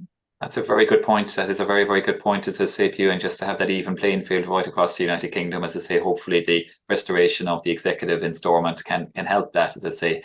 Maria, I know you, I'm sure as well, will have certain thoughts with relation to it, just as I said, tips for anybody who is going to thinking of following the same route as yourself and Ashley, but also your thoughts on maybe how employers could be more flexible. I know it's not easy, but it'd be great to hear them anyway. Look, I'll start with the tips. I think there's two really main things that was really important to me when I was starting out. The first one was knowing my boundaries, knowing and being really fixed about it, and not saying, oh, I'll just slot in that call at 8:30 at night, or I'll just, I had to be really strict and say, I'm just going to take on X amount of clients. I don't have a lot of clients, which suits me perfectly. And I'm really strict about that. But it's something you have to you have to maintain, there's kind of a shortage of accountants, I think, kind of countrywide. So you do get a lot of inquiries, and it's great to have the business, don't get me wrong. But, in my situation with small kids, and, similar to Ashley and to so many others, I just have to be really strict. So boundary setting is one. And then another tip really would be find supports. And I suppose I mean supports professionally. I kind of mean find your tribe in accounting. I have a great kind of core network of kind of 3 other mums who are practitioners, and that little support is great. It really helped me a lot. It's the kind of support you'd have if you were sitting in an office, that you can kind of just quickly ask, those little questions that you'll never find in any tax and duty manual, or you'll never find online, but they really trip you up. So those 2 minutes, you turn to somebody and you go, oh, do you remember that? And that box on the Form 11 or whatever it is. And they say, yeah, it's that. You're like, yeah, got it. It's that kind of support. And even for your own self-confidence and self-belief, and just to know that there's other people in your situation, having that core group of other mums who can understand that, like Ashley, the sick child, it throws your week out completely. And, that's really important, that, that you have people who can understand that and support you through that. So look, I suppose they're my 2 tips, Jeremy: the boundaries and finding your support. And then for employers, look, it's flexibility and understanding, really. And I won't talk about this too much, because really Ashley has said it all. It's all about, accounting isn't 9 to 5, and it can be done in the evenings, it can be done in early mornings, you can have calls whenever. So it's all about flexibility and understanding. And I work with specifically a lot of mums, sole traders, who are doing their own small businesses and starting up. And I will take a lot of calls before school drop off, in the evening when they're in bed. And I suppose we all understand that there's flexibility, and that goes both ways. If I have to suddenly cancel a meeting because a child is sick, or someone has to be picked up, or someone has extra football someday, there's that flexibility, and my clients understand that. And again, it's very important. But I'm very upfront and open about the fact that I work part-time, I don't work school holidays, I take the summer off. And again, that isn't, it's not taboo, but again, it's slow starting. It's possibly not the norm. But again, I'm very upfront about it. And, again, I find clients really like that and kind of can respect that and get on board with it. Well, yeah, you've given some great tips there, as I say to you, and definitely even for everybody else, our own boundaries, as I say to you, to try not to be burning the midnight oil if possible, and try to give our own family life and different things time as well. Quite literally even 30 seconds. I know, Clona, you've been very patient there. I know you gave a great presentation at the start as well. And I know as a young mum and a young parent, I'm sure a lot of what Maria and Ashley have been saying, you've getting it from the research, even thinking personally, I'm sure it resonates. Have you any thoughts to add before we have to move on? Unfortunately, from this piece, we could have a whole hour or 2 hours on this, and we may do in time again. Yeah, no, look, it's really great to hear Ashley and Maria's stories. And I suppose the important thing in all of this is there's a conversation. I won't say starting, but maybe continuing. And I suppose just to give it I think, COVID has probably taught us a lot in terms of what we value. And most of us, all we want to do is be good parents, but also be good employees and good workers.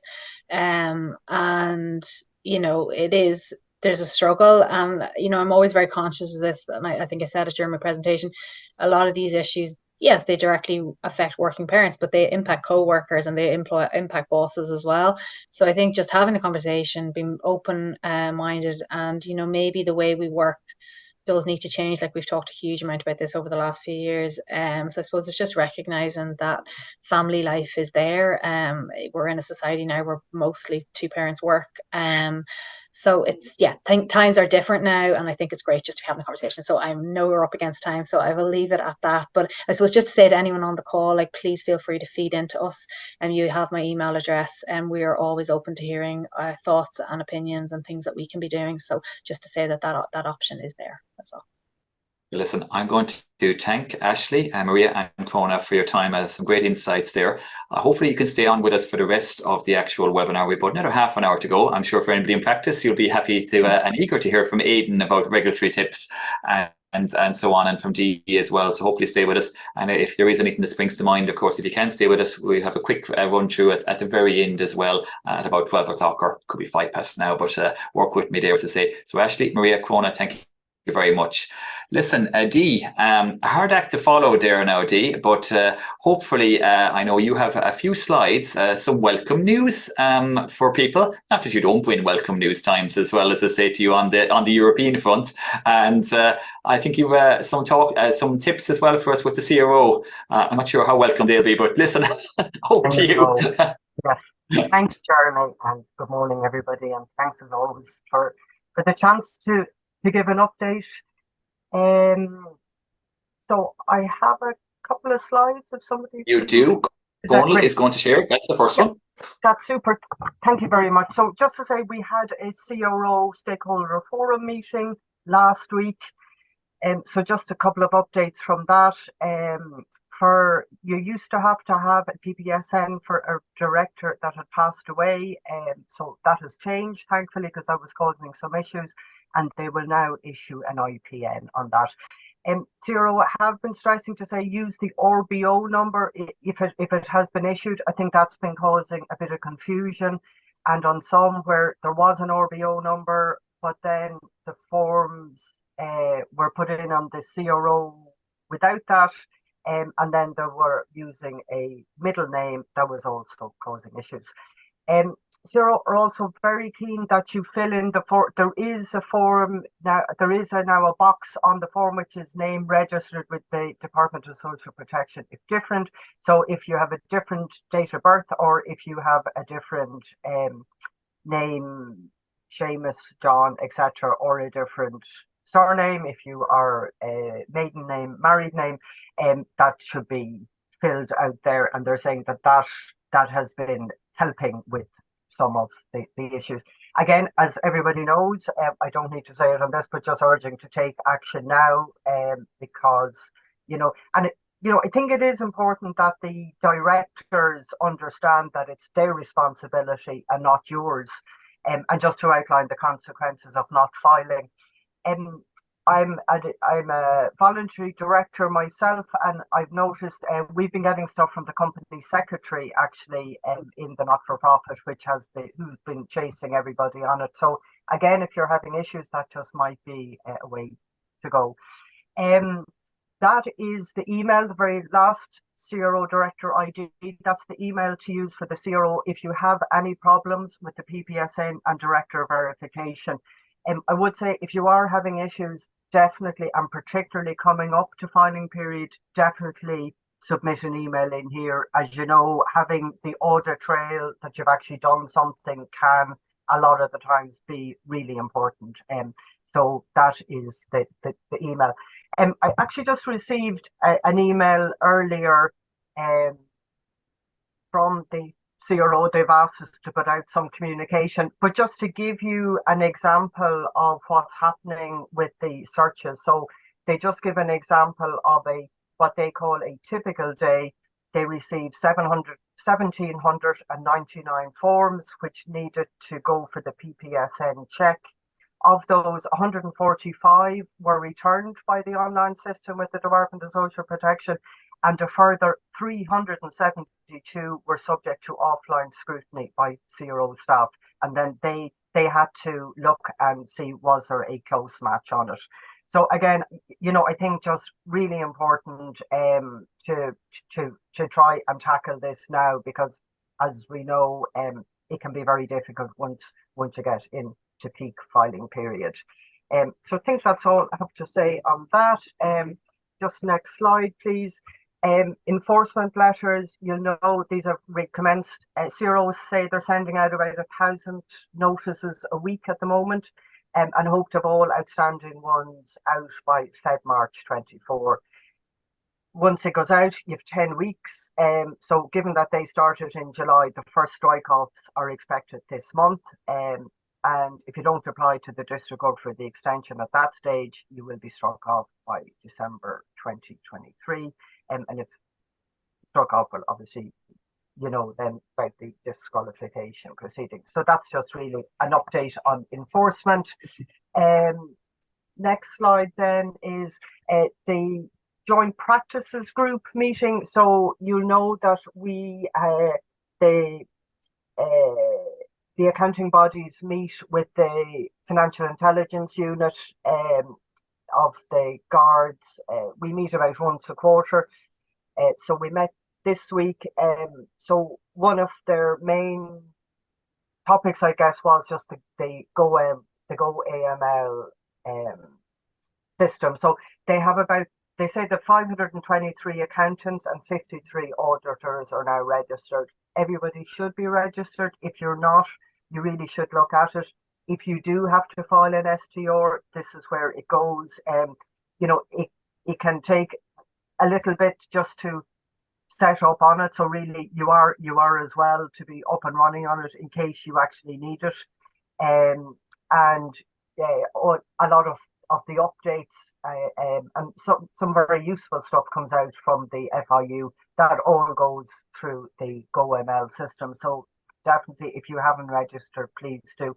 The links are there that's actually the link into our website, which has a lot of information, little videos on it, how to go to the AML site, how to register, etc., etc. So hopefully that will be useful for you. The FIU are also saying that there have been some reports which have been submitted from accountants and have been rejected, but have not been resubmitted. So they're a little concerned on this. They know the system is a little bit fiddly. Once you begin a report, if it is rejected, you have to then return it around in 7 days, or it is archived. So they are going to work on that. But if you do submit an STR and it is rejected, please contact them. They will send you an email. I am just waiting on a phone number and an email from them, and we will put that up on our own link. So again, I would say please register if you haven't done so. In terms of STRs from accountants, there have been 12 submitted so far this year versus 9 last year. And just to say, I know many of you will know our red flags document, which I hope and I think many of you find useful. That is also in that links section, but we will be putting in some extra examples following our meeting on Wednesday, so you can watch out for that, and we will let you know when it happens. Next slide, please. Some good news. I won't dwell on this because I know Jeremy has looked at it already. I think very welcome increase limits in company size by 25% on this. The accounting directive actually you have to review every 5 years. It was reviewed in 2019. They hadn't seen a need to review, but because of inflation, they did revisit it again in 2022. So the CCABI, the Business Law Committee, responded. So we basically responded with overall support for the increase, but also, you know, if inflation continues where it is at the moment, then there should be more frequent reviews. And we understand if this gets through, it's obviously it's gone through the commission. If this gets through Parliament, that this would apply for 1 Jan 2024, which I think would be really useful for everybody.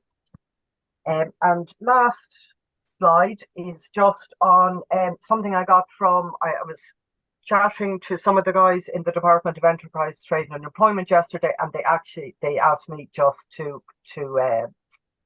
socialise this. It is the scheme for business users who use kerosene. So it's basically a once-off grant to account for the increases that were there in 2022.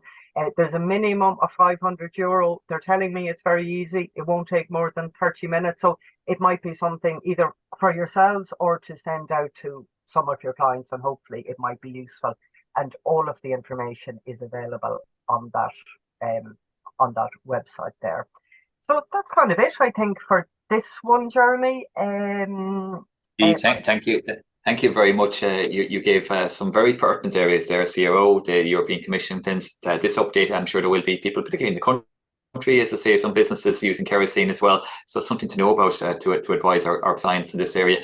And Go AML in the system as well, as I say to you, definitely. Great to see that there is 500. I remember actually being on with the senior person from Chicana about 2 years ago, and there was as little as 150, but there's a lot more to go there.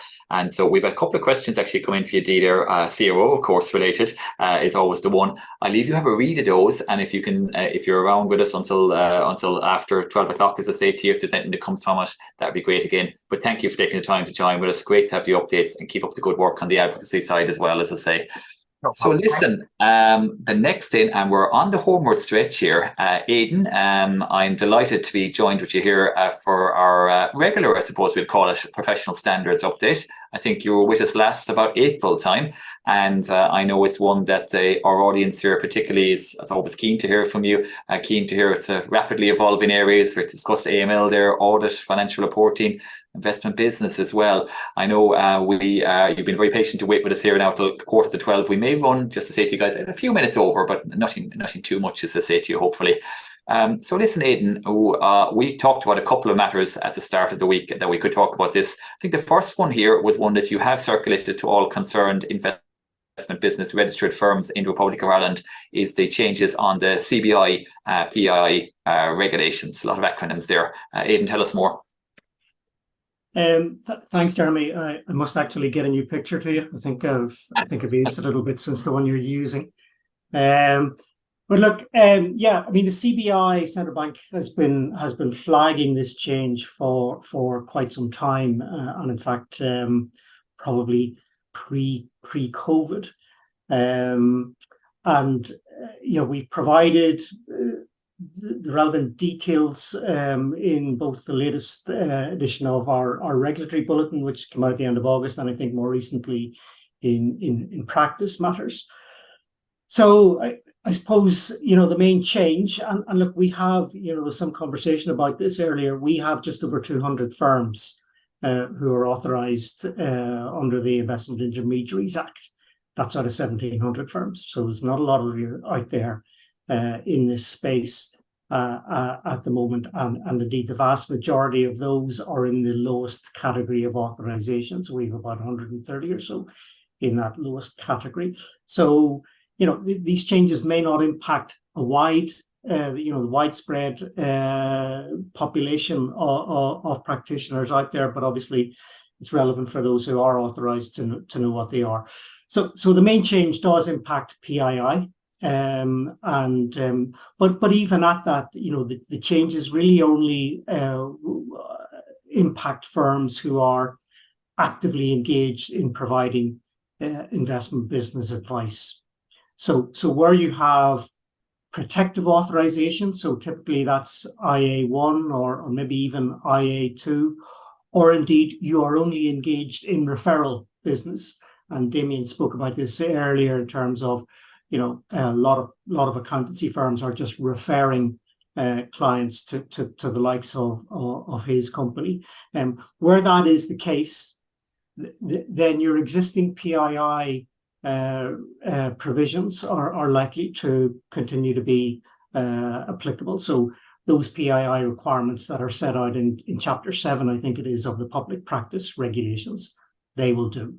Okay. Otherwise, where you are actively engaged in provision of advice, and Conal would tell me that typically there will be a number of firms maybe active in tax efficient investment schemes, those kinds of activities. Then you will need to make sure that your PII complies with these central bank requirements. So what are those central bank requirements? Well, where you are active, you need to have a minimum cover of 1.3 million for any one claim, and in the aggregate. And a further rider to the central bank requirements is that that level of 1.3 needs to be ring-fenced to investment business activities. Ring-fenced is an expression they use, not me. But in practice, most policies that we come across are written on an any one claims basis anyway. And I know Martin's on the call, and he may put me right on this. But certainly the clarifications that we have received both from the central bank and indeed from the institute, engages Marsh as our brokers to the minimum wording scheme in the ARP. But that an any one claim basis will do. So if your policy is already on an any one claims basis, you're already compliant in that respect. What you now need to make sure, again, emphasizing that you need to be actively engaged in provision of investment business advice, is that your cover meets that 1.3 million level. So I actually expect that this will not impact many firms. Okay. The effective date will be for policy renewals on or after 1 January 2024. So we did go back to the central bank when they introduced these requirements and say, well, hold on a sec.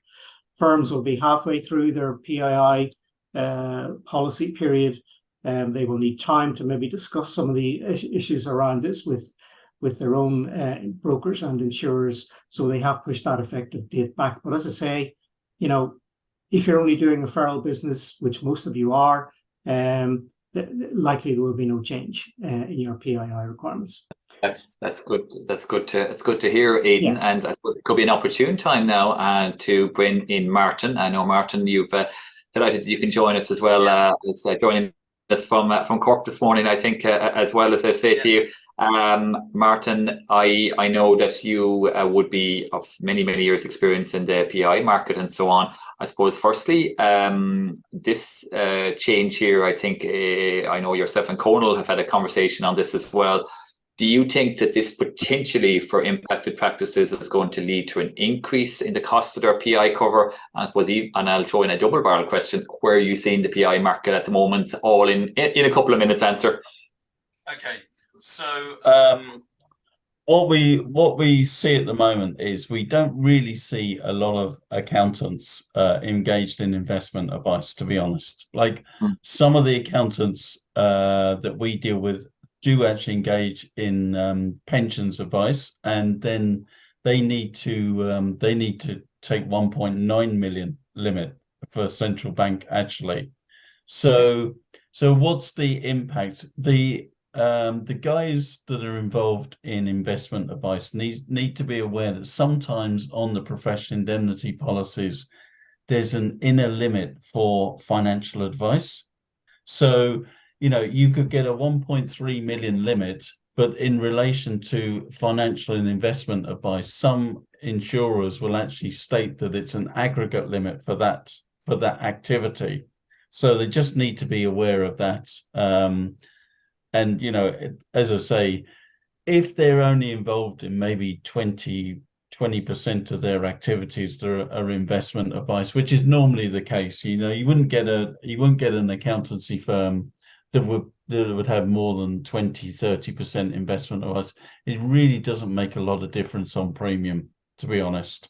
If you're going for split capital advice, and insurers don't class tax shelters as investment advice, to be honest. It's really just the pure investment products that they're pushing effectively. So after the recession, we did see some claims from investment advice given by accountants actually, and people had lots of money during the Celtic Tiger, and they were giving to perhaps some things that probably they shouldn't have done. So we did see some claims on that, but it's kind of quietened down now. Yes. Just on the whole aspect of professional indemnity, like 2023 has still been a difficult year. I mean, it's not impossible for accountants to get cover, right? That's the first thing. The run-of-the-mill accountants should see that their premiums are relatively stable. Okay, what we're seeing is the premiums going up in accordance with fee income. They're not actually going up with a rate increase, unless they're involved in some unique areas. If they're specialist tax advisors or they're specialist insolvency practitioners or whatever, it becomes a little more difficult. So, but it's nowhere near where we were probably 2 years ago. Good to hear. What's going to happen in the future? I'm forever the optimist, and I think hopefully there might be more capacity coming into the market in 2024. So, that will stabilize it even more. I don't think we'll see much of a rate reduction, but it will certainly start to stabilize as more capacity comes into the market. I think people are getting a bit more comfortable now. If you go back about 2 or 3 years, people were just renewing what they had and they weren't looking for new business. Any insurers were just not looking for new business. Now they're starting to look at it again, and hopefully that's going to affect the market, because like realistically at the moment you've probably got about 4 insurers that are writing business, a PI business in Ireland, so it is difficult. It would certainly be reassuring, Martin, for more to come in, because as we've said before, and you and I have talked about this a number of times, it's an existential issue if you can't get PII. Yeah. For a practice, you cannot operate for one day without it. So I mean, just to be clear on that. I don't think I haven't come across any practice that can't get cover. Yeah. So like we've always been able to provide cover for practice now at a, what's the cost? I mean, if a practice has a claim, then it becomes a bit more difficult. But like realistically, and like, probably this is discussion for another day. Any practice that's had a claim just needs to demonstrate that this was a one-off claim. They put measures in place to make sure it's not going to happen again. And realistically, you need to kind of sell the business to the insurers now. It's not a case of just filling in a proposal form and getting a quote, especially where you've had a claim. You need to detail exactly, what measures you've taken to prevent any further reoccurrence, really, Indeed. And if I might just refer back to a matter that was raised earlier, when Damian from Acuvest and myself were talking, there was just a brief discussion came up as to whether that actually constituted a referral by a practitioner. Aidan was saying there that most of our practitioners who are regulated for investment business are regulated just really to refer now. That's all that's really left. And indeed, referrals for pensions and life and pensions are not covered at all but by regulation. But rather than sort of trying to slice and dice that one right now, I think that the advice I give to members listening is be on the safe side. Do what needs to be done. First of all, you're probably as well to make sure if you're going to be making either introductions or referrals to keep your IA1 status. And Aidan, you may have a view on this. But equally, then, regardless of it, to protect yourself, to have a letter in place with the product providers or the advisors that they are going to take responsibility for compliance. There's a letter in place with them they've signed, and equally a letter in place for clients saying we're now passing you over, and you agree with that, to this person who's going to give you advice on a topic, and we're not involved. They're taking full responsibility for compliance. So look, that would be the brief advice I give. Jeremy, I think this is would be a topic that we could cover maybe next. I think this is a topic that we probably will cover in more detail again, as I say too, because Martin, you've been great to come on and give the insights there into this specific IB issue, because we've had practitioners contacting us on this and more wondering what it could happen here, as I say to you. So great to get the good news from you that the market in general is quite steady, and that this shouldn't have an anticipated. And when you think it through, I'd agree. I don't think it should. So great to have your insights. But Martin, I'm sure in not too distant future we may have you back for further thoughts on the market. It's as Conal said, you can't be authorized without actually having insurance. Like you can't be on the road driving without it. So it's a vital thing to anybody, as I say to you. So basically, that is brilliant, Martin. So hopefully you might stay with us for a few more minutes, Martin, but I'm going to come back and have a chat with Aidan, because I know this was our main topic to talk about, Aidan, but I do know you've a busy team in Belfast and in Dublin, and I do know as well your regulatory bulletin, you had a couple of things you wanted to highlight there about maybe annual returns and certain areas as well where the member practices could help you out. Yeah, just to conclude on the previous conversation, because you say we could go on about it. Just on Conal's point, I mean the first item under category IA1 authorization is advice in relation to the selection of an ATP, an authorized third party, for the purposes of gender specific investment business. So I think it's quite clear that we would expect if referral only firms will need that lower level of authorization. And on the pensions and insurance side of things, firms will be aware that now requires direct authorization from the central bank, or authorization doesn't cover advice in those areas, and that was a consequence of the the insurance distribution directive from a couple of years ago. And on firms not being able to get insurance, the three chartered bodies operate an assigned risks pool. So ourselves, ICAS and ICAW, and that caters for circumstances where firms can't get insurance on the market. We rarely, if ever, have firms in that pool or revealing of that mechanism. There's maybe one a year, but not necessarily from an Irish institute firm. Just to finish on the central bank changes, there was a change to monitoring cycles as well. So if you have IA1 authorization, you can expect a once in every 10 years at minimum. IA2 and IB1, there'll be a 6-year monitoring cycle, and those firms need to retain positive net assets within their balance sheets. We have two further categories of authorization, IB2 and ID. We don't have any firms in holding those categories of authorization. Haven't had for a long time now. So you may see in the next couple of months maybe a proposal from us that we remove those two categories from our authorization offering, just to kind of de-risk where we are in that area. And if you ever apply for that kind of authorization and you get it, well, you're going to be visited every year. So that's a central bank requirement, and minimum capital requirements in there as well. So we're actually thinking of doing away with those categories and just focus on those lower levels. So Jeremy, just picking up on a couple of other things. As you mentioned, just referring back to what Dee was saying earlier on the AML update, which I thought was very helpful.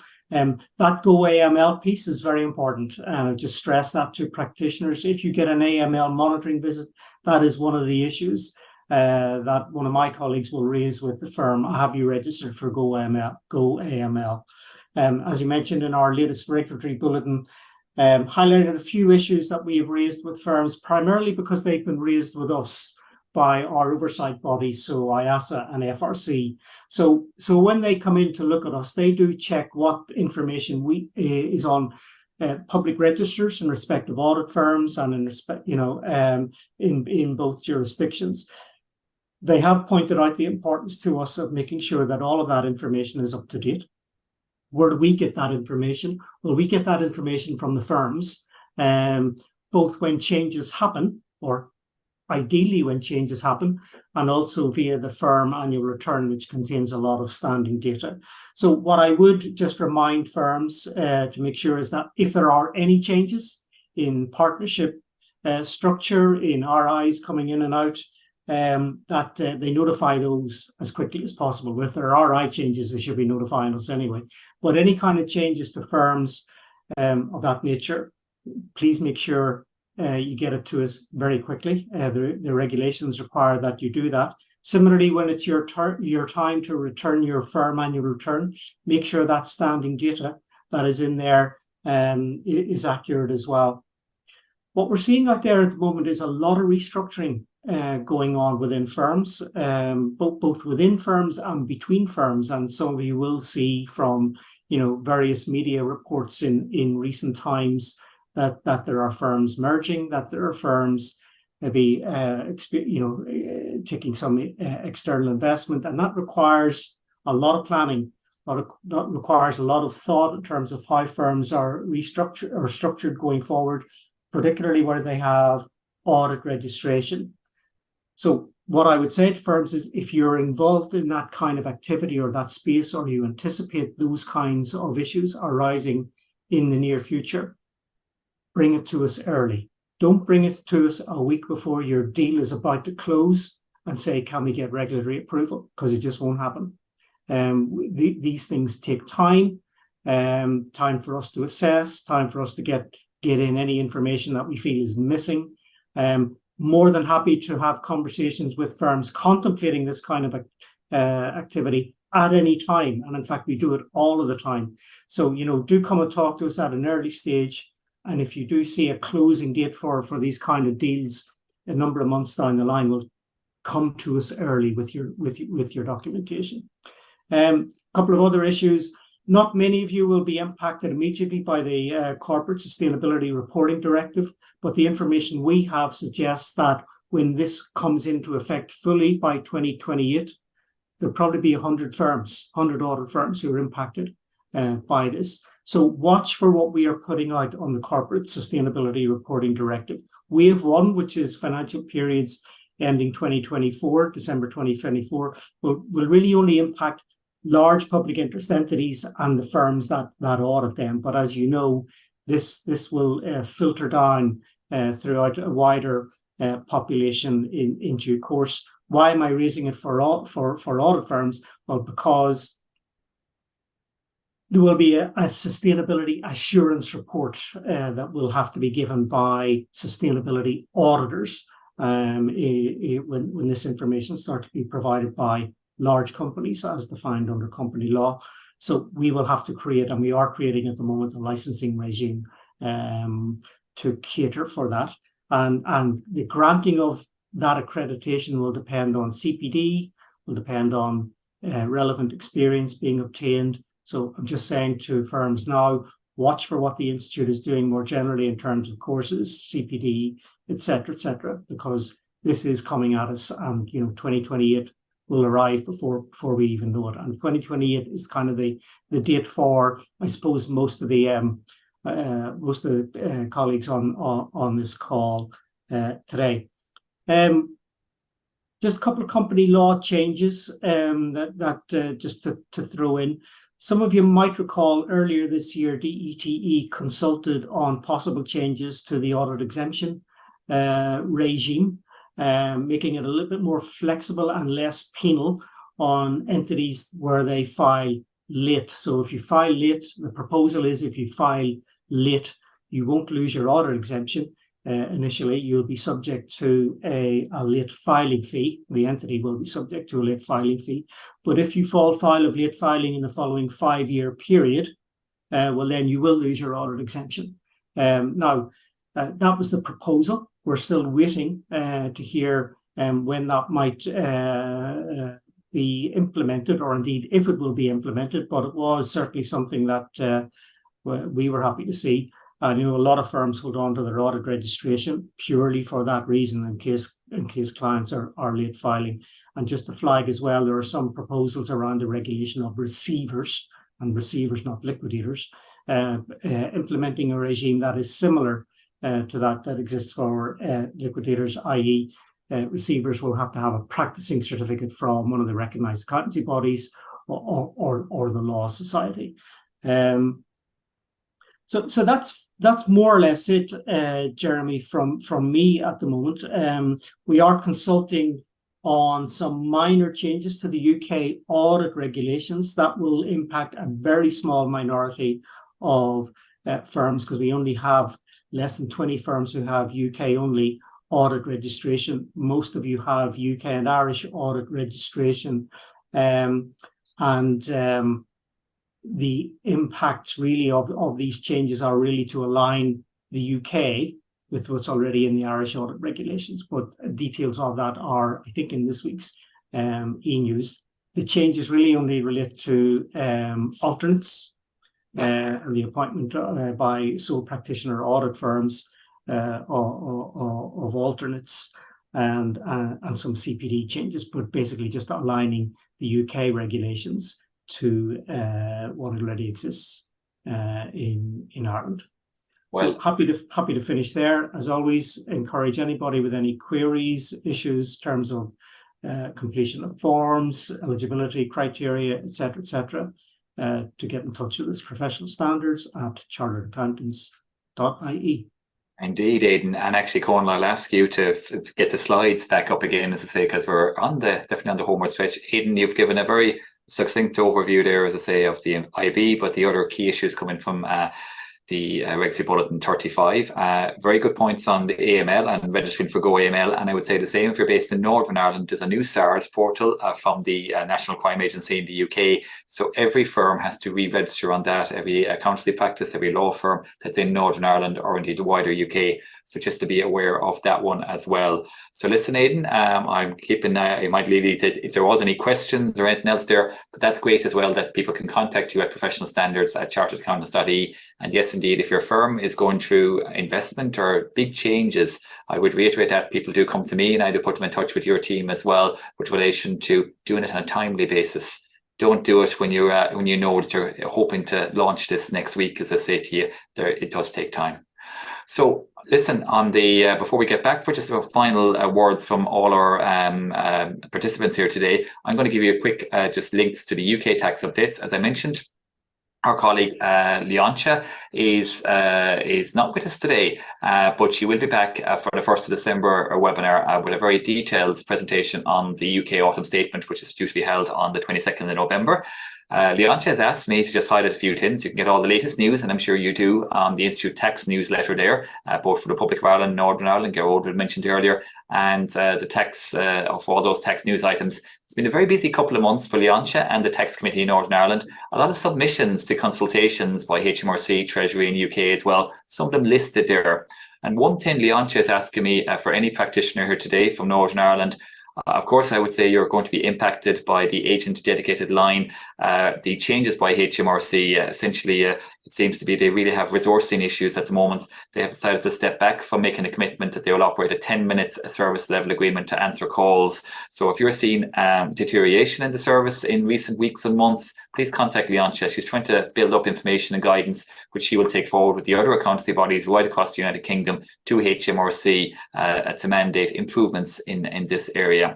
So, Conal, that is that one there. Listen, before we get on to final things there, have we any, I suppose, thoughts or questions? I know we may have Gerard, we may have Crona, we may have different people here. Not sure, is Gerard still with us? If not, Crona is probably still with us there. I think we might have lost Gerard.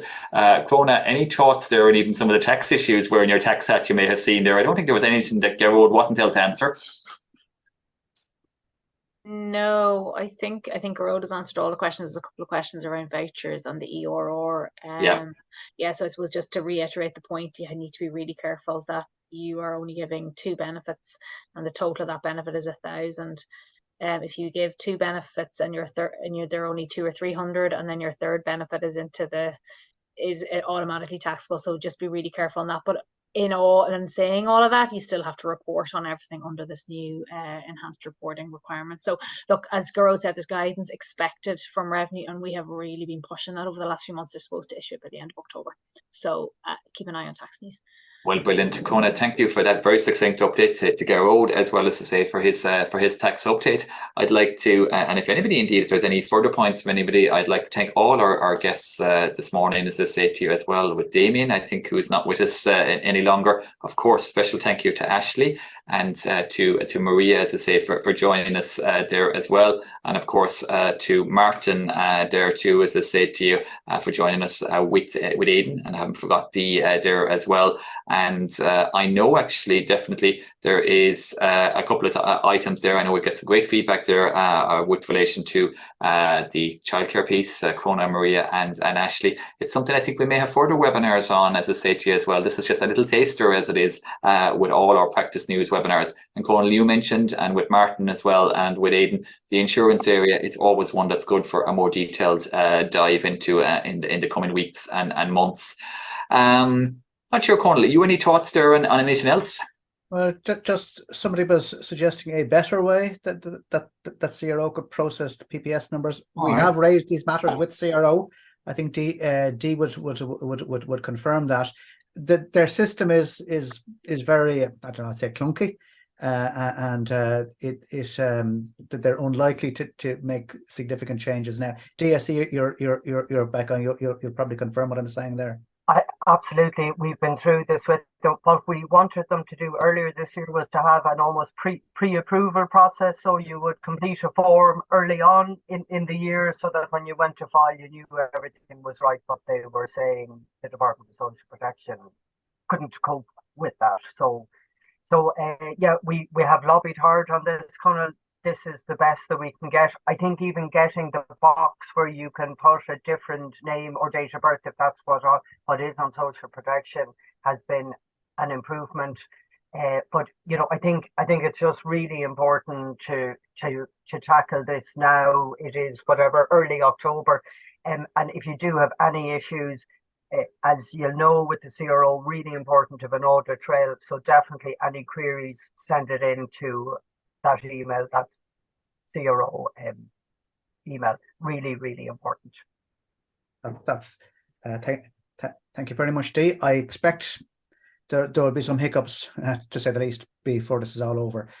So I would, I would certainly echo that to be in contact with your clients now. Be advising them this is different this year. It may well take longer, maybe well be unexpected hiccups in doing this thing, and as much as possible to get them to take ownership of this thing. That we are looking for information from them about their social welfare details, so these can be filed, and just to put that message out there. Yeah, I think that's really important, because like at the end of the day, it is, from a legal perspective, it is their responsibility. Unfortunately, it falls to you if you are the agent and you are filing. But I think it's really important that they understand it's their responsibility. And as I say, from my own experience and from friends, I can see a lot of agents have engaged with the company secretary, who would be closer, I guess, and are using that as an avenue to actually get the information. Absolutely. Thanks very much. Well, look, I mean, with that in mind, I would say thank you very much to everybody here for your contributions, and especially to Jeremy for putting it all together with so many people. He's a ringmaster here, making the whole thing work. So thank you very much. Thank you very much, Conal. Thanks to everyone, and not to forget our colleagues as well in CPD. As I say to you as well, Chris is always there in the background. I've taken in 15 minutes away from his day, or a little bit over time, but thank you, Chris, as I say. And I know he does great work on the editing, on the recording, which will be out on YouTube, and you'll get it as well with the follow-up survey. And please do give us your feedback as well in that survey email that we'll send out early next week. And of course, to everyone, Shannon as well, and our CPD team, our marketing team, Amy, and everybody else as well. There's a big team behind us. I'm leaving other people out of this, I'm sure, as well, but thanks for all your help on that. Listen, Conal, we have one final thing to say. I think we have a couple of upcoming webinars as well there, Conal, that we can, and if in the meantime, if anybody else has anything to add as part of our panelists, please do shout there, as I say as well. Yeah, listen, no rest for the wicked in the coming weeks for ourselves, Conal. We have a couple of big webinars there, Auditing and ISQM, for those of you in the auditing area, coming up on Wednesday. We've got very good demand for that now. So listen, there's and it will be recorded as well. So that's Wednesday afternoon on the 11th of October. Credit unions, I know you're planning a session with O'Keefe. Absolutely. And Frank, as I say to you there, you'll be, I won't be, I'm actually going to be on leave. I won't be on holidays. I'll be on holidays for that one with you, but I must get the recording of it. That promises to be a great one on the 18th, and really looking forward to it. And I know we have a company secretarial update as well, which I'm sure will include some of the CRO latest issues on the 24th of October, isn't that right? With Conor Sweeney from CLS. I think a lot of people will know Conor. So we'll be talking through the practical issues. Things, how do you deal with the matters that we've been raising here today as best we can? So I think Conor would be echoing a lot of what we say, but we're going much deeper dive. So looking forward to that. Indeed, and I know not to leave anybody out there, Republic of Ireland, some of those Republic of Ireland webinars, we have anti-money laundering essentials for your practice in Northern Ireland and some more Northern Ireland courses in November. And the next edition of Practice News is actually 1st of December, a few weeks away, but it won't be long ticking by. Jeremy, if I just come in there, delighted to see the ISQM course coming up soon. That is clearly a current theme for us, for IASA, for the FRC, and firms who have audit registration, who are going through the audit inspection process, over the coming months and beyond. ISQM1 compliance is a pretty hot topic. Okay, absolutely. We're going to have a chat with you before we go to print on our slide deck, and I think that would be very helpful if you would speak to us there. We'll get it right. That is the aim. Well, listen, guys, I think on that note, and we're a little bit over, but as I say, thank you for staying with us this long, guys. And again, we will be issuing the recording, as I say, to you by early next week. So big thanks to Chris and the background on that one. Thanks to everyone, and for all the participants. I'll be talking with some of you this afternoon. Just give you a quick call as well, just to thank you personally.